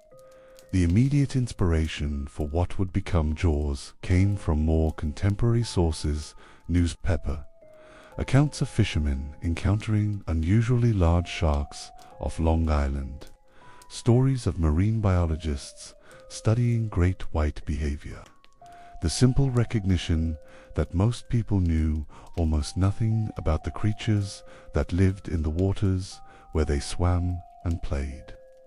But these surface inspirations were animated by something deeper, a cultural memory of terror that had been waiting for the right storyteller to give it new form. Frank Mundus provided much of the technical knowledge that would make Benchley's fictional monster believable.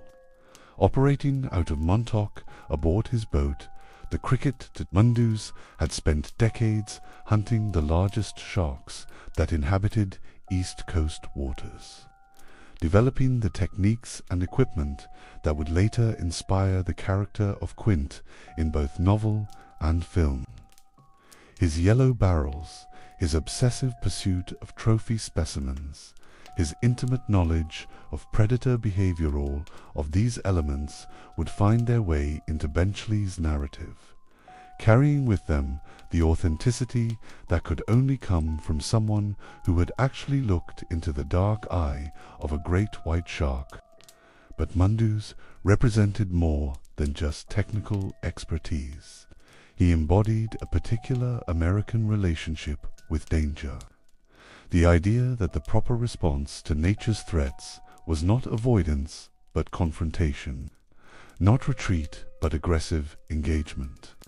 This was the same mentality that had driven the shark hunting expeditions of 1916, the same conviction that human courage and determination could overcome any challenge that the natural world might present. The cultural moment that received Benchley's novel was perfectly prepared for its message.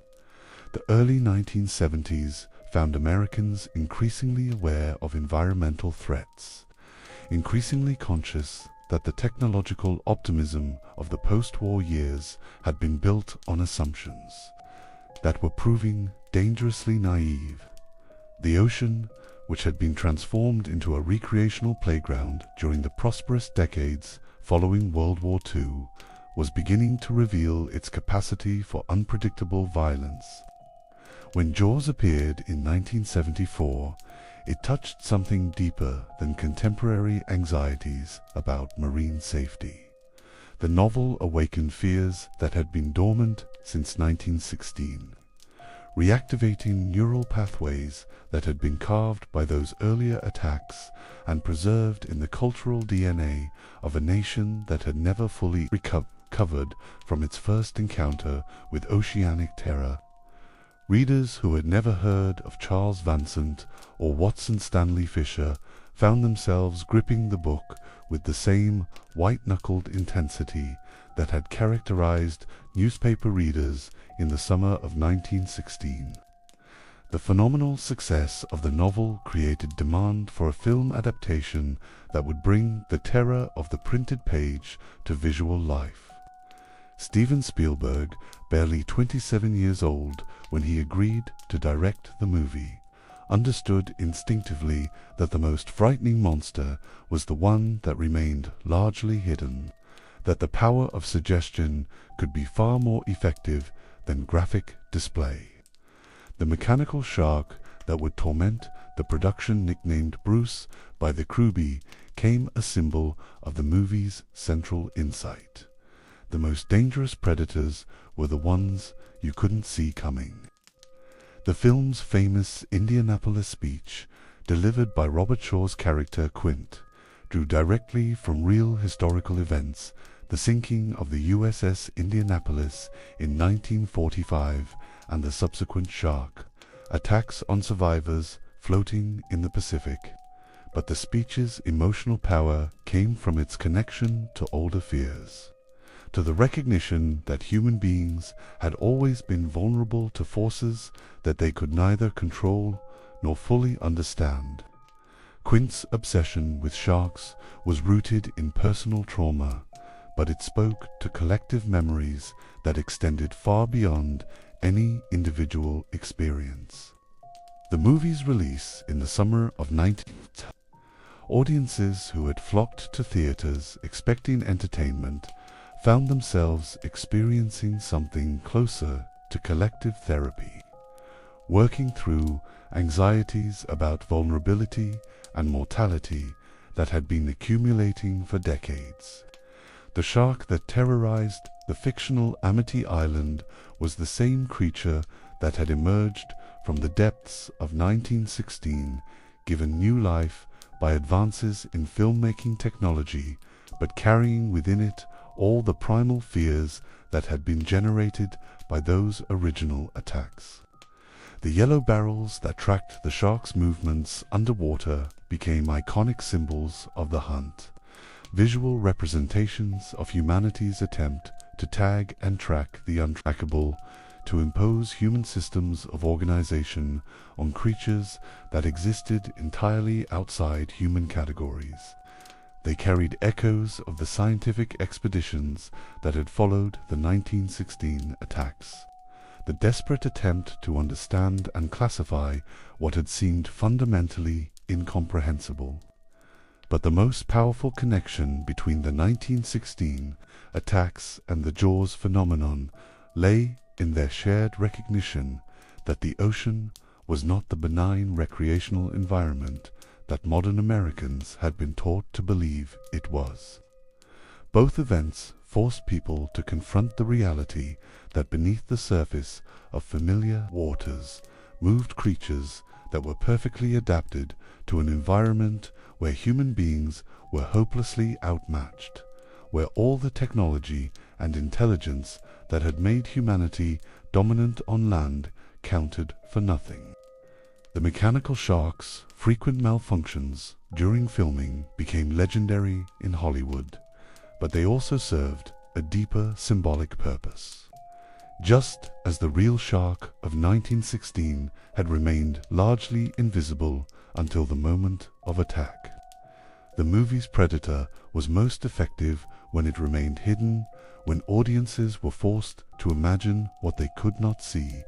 The breakdowns that forced Spielberg to rely on suggestion rather than spectacle created a more psychologically powerful monster, one that lived as much in the viewer's imagination as on the screen. The film's impact extended far beyond the movie theaters where it played. Beach attendance dropped dramatically during the summer of 1975, echoing the tourism boycotts that had followed the 1916 attacks. Parents who had grown up swimming freely in ocean waters suddenly found themselves questioning the safety of activities they had never thought to fear. The movie had reactivated dormant anxieties, bringing to the surface fears that had been buried but never eliminated. The Jaws phenomenon represented more than just successful entertainment. It marked the return of the oceanic sublime, the recognition that the sea contained forces that could inspire both awe and terror in equal measure. The monster that had been sleeping since 1916 had awakened with a vengeance, ready to teach a new generation of Americans that their relationship with the natural world was far more precarious than they had been led to believe. The cultural impact of the film extended into areas that its creators had never anticipated. Marine biology programs saw increased enrollment as students sought to understand the creatures that had suddenly become objects of both fear and fascination. Oceanographic research received new funding as the public demanded better knowledge of what lived beneath the waves. The sleeping monster had awakened not just terror, but also curiosity, driving a new generation of scientists to study the very creatures that their predecessors had sought mainly to destroy. But perhaps the most significant connection between 1916 and 1975 lay in their shared demonstration of how quickly the familiar could become threatening, how easily the boundaries between safety and danger could dissolve. Both events had transformed ordinary coastal waters into landscapes of fear, had shown that the difference between a pleasant day at the beach and a life-threatening encounter could be measured in heartbeats rather than miles.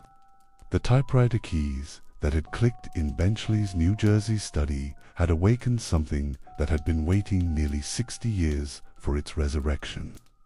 The monster of 1916 had found new life in the mechanical shark of 1975, proving that some fears are too fundamental to human nature to ever truly disappear.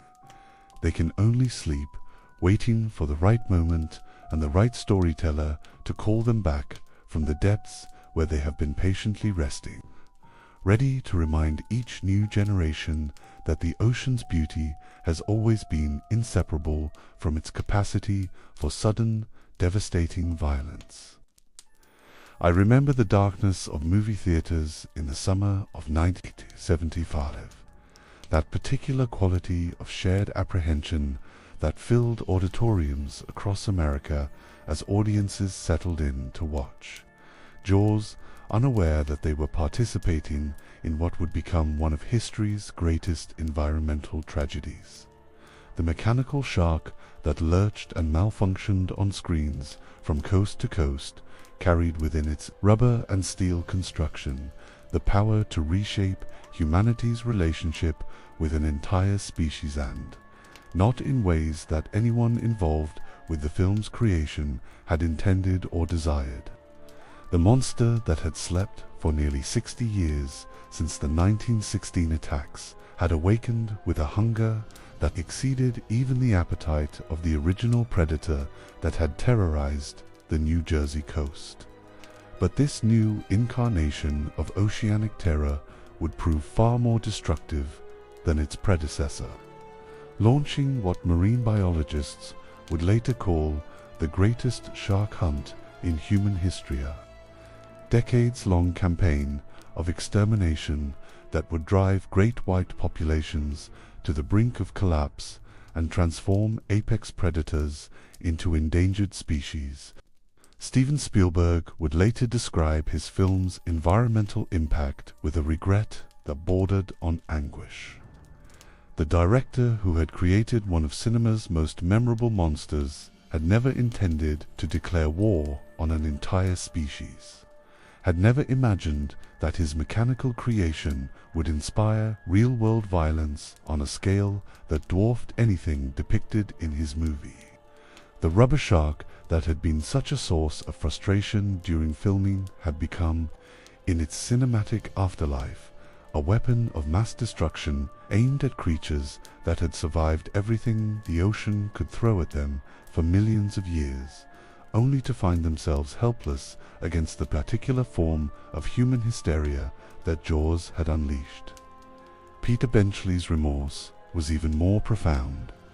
The author, who had breathed literary life into the monster that Hollywood had then brought to visual existence, found himself spending the latter decades of his life trying to undo the damage that his imagination had inflicted on the real world.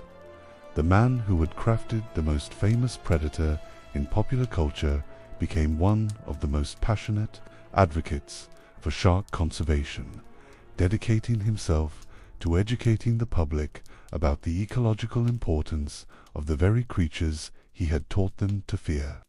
The transformation of great whites from apex predators to objects of systematic persecution began almost immediately after the film's release.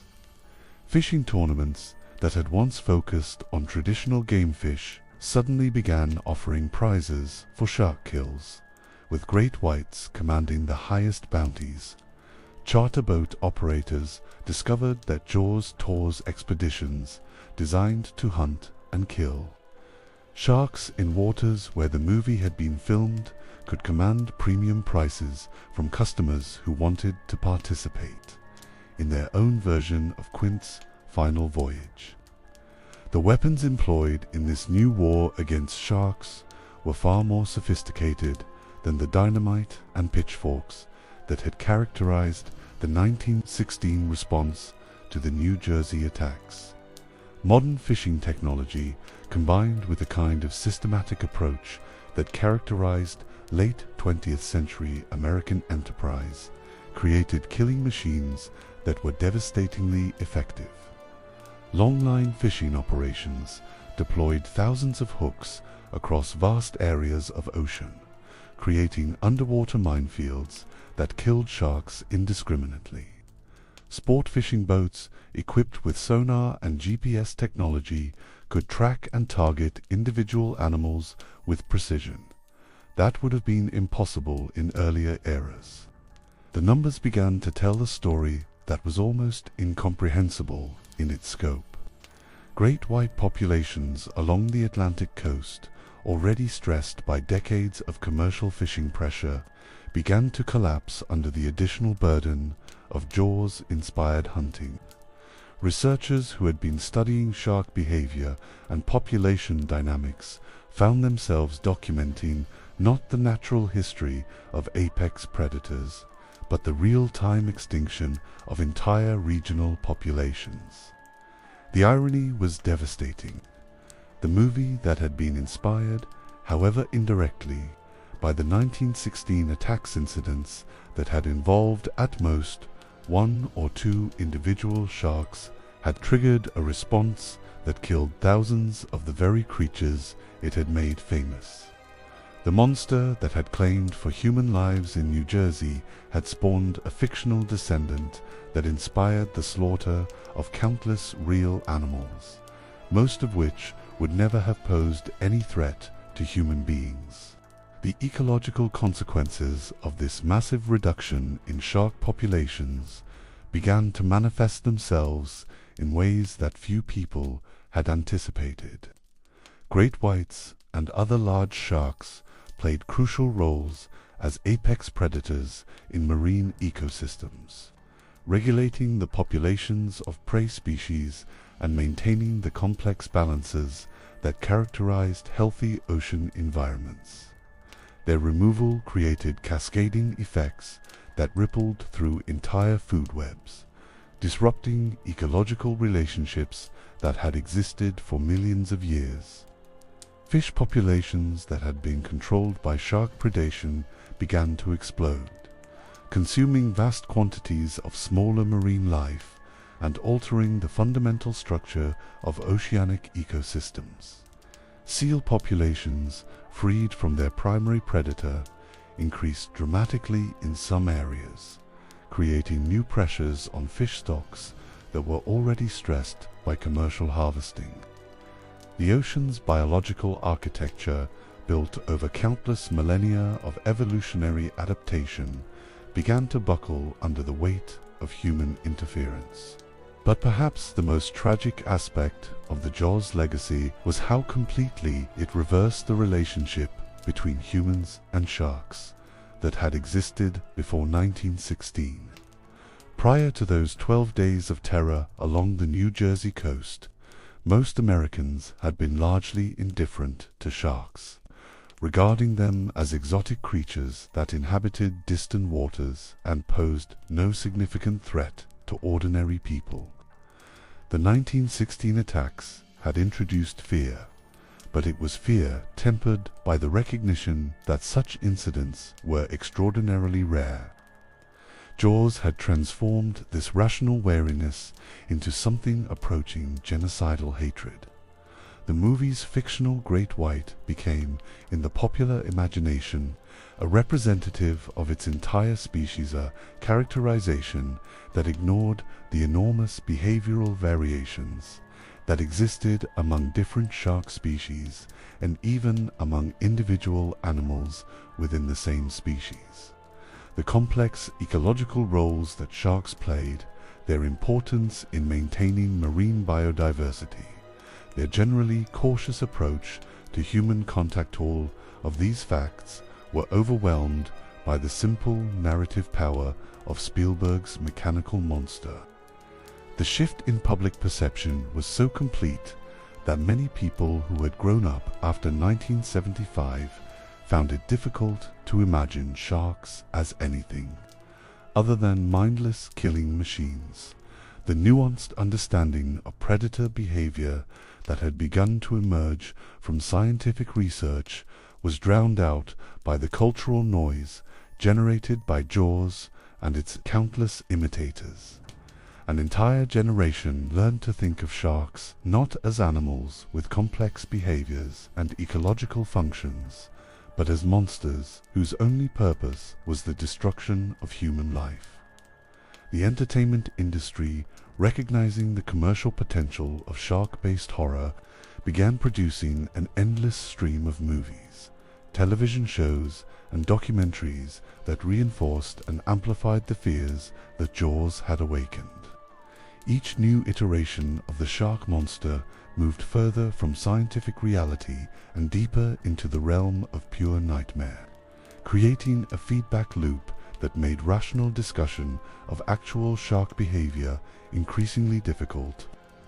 Television programming like Shark Week represented a complex phenomenon in this cultural evolution.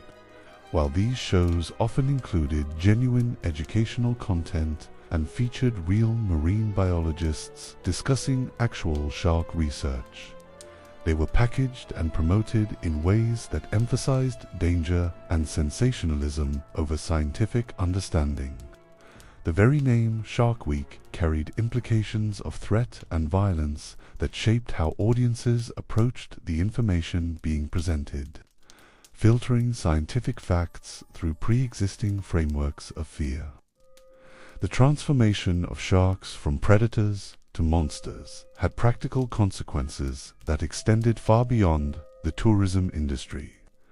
Beach safety programs that might have focused on teaching swimmers and surfers how to minimize their already tiny risk of shark encounter were overwhelmed by demands for absolute protection against threats that existed more in imagination than in reality.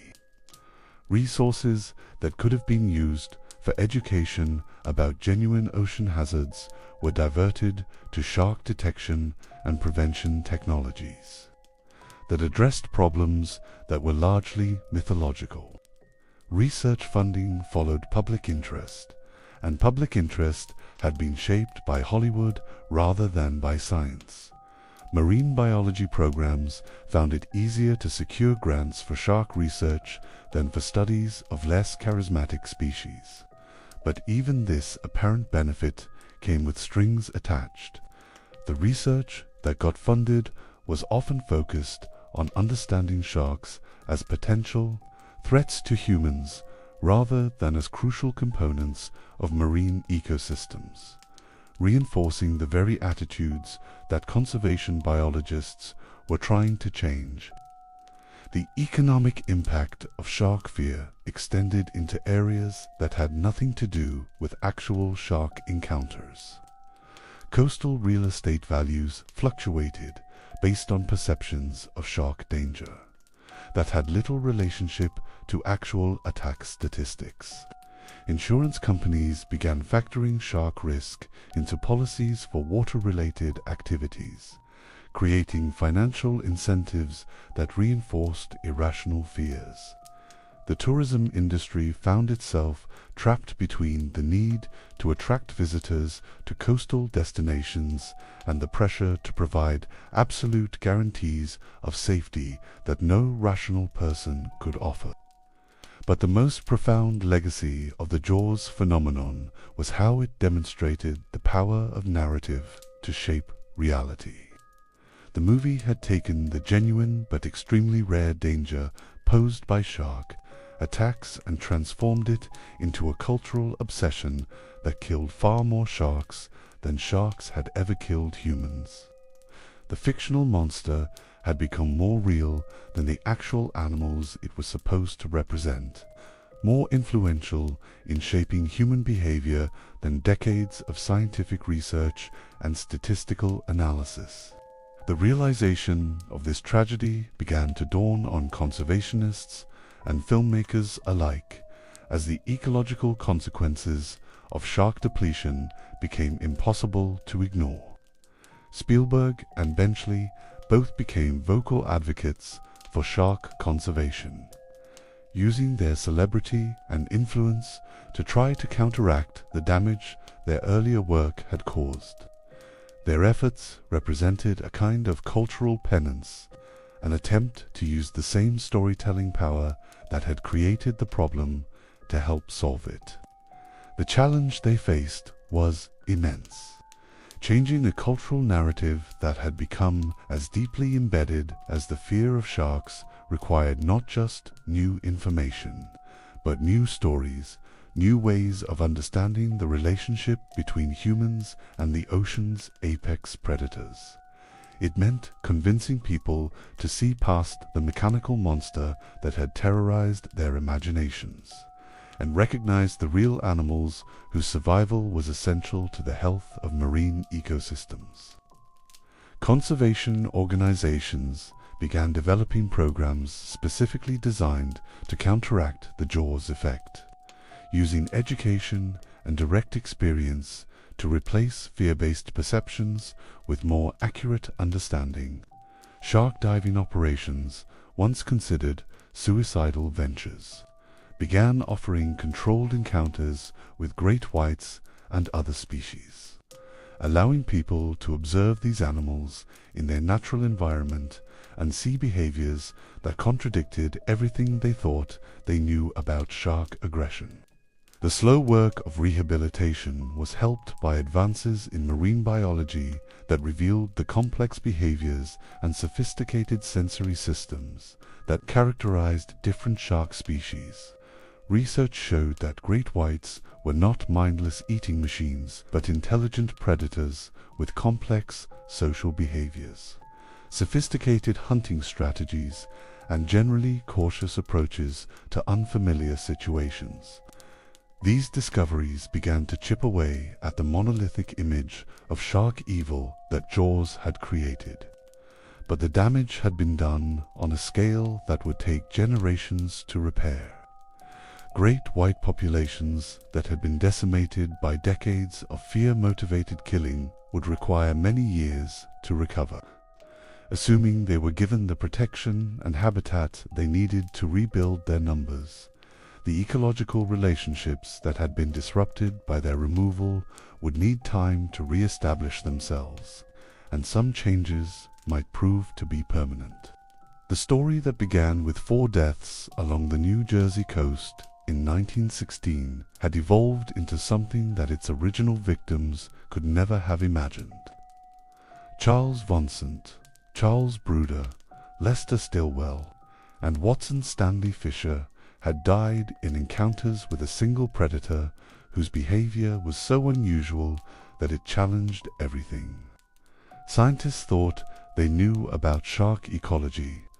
Their deaths had inspired fear, but also curiosity, leading to research that gradually expanded human understanding of marine predators. The fictional shark of Jaws, by contrast, had inspired something closer to genocide. The movie that was supposed to entertain audiences had instead launched a war against an entire species, transforming creatures that had survived mass extinctions and ice ages into endangered animals whose primary threat came not from natural predators or environmental changes, but from human beings armed with sophisticated killing technology and justified by culturally transmitted fear. The monster's true legacy was written not in the death of 4 people along a New Jersey shore, but in the near extinction of the apex predators that had ruled the world's oceans for millions of years. The mechanical shark that had frustrated filmmakers with its frequent breakdowns had proven to be the most effective killing machine in the long history of human-shark interaction, claiming more victims in its fictional afterlife than all the real sharks in the ocean had ever taken in their entire evolutionary history. As the darkness settled over movie theaters in 1925, as audiences gripped their armrests and held their breath through scenes of mechanical terror, they were participating in more than just entertainment. They were witnessing the birth of a new kind of monster, one that would prove far more dangerous to the natural world than any predator that had ever emerged from the ocean's depths. Sleep well, there are more stories to come. I remember the way moonlight looks on water, that silver path stretching from shore to horizon, beautiful and treacherous in equal measure. Tonight, as we reach the end of this journey through 12 days that changed everything, I find myself thinking about all the waters that have carried our stories forward through the decades. The creek at Matawan runs quieter now, its banks lined with homes where families sleep peacefully, unaware of the history that flows beneath their windows. Beach Haven's hotels welcome summer guests who splash in waves that no longer carry the memory of Charles Vansant's final swim. Spring Lake's pristine shore has been rebuilt and restored, its elegance unmarked by the tragedy that once stained its waters red. But some changes run deeper than the tides can wash away. The attacks of 1916 taught us that safety is always temporary, that the natural world operates by rules we don't fully understand, and that our relationship with the ocean would never again be quite as innocent as it had been that summer when the heat drove city dwellers to seek relief at the shore.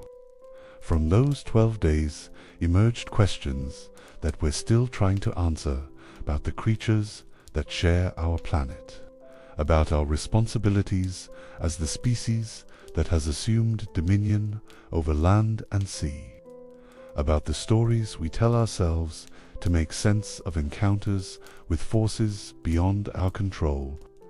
The monster that rose from the depths in 1916 has never really left us.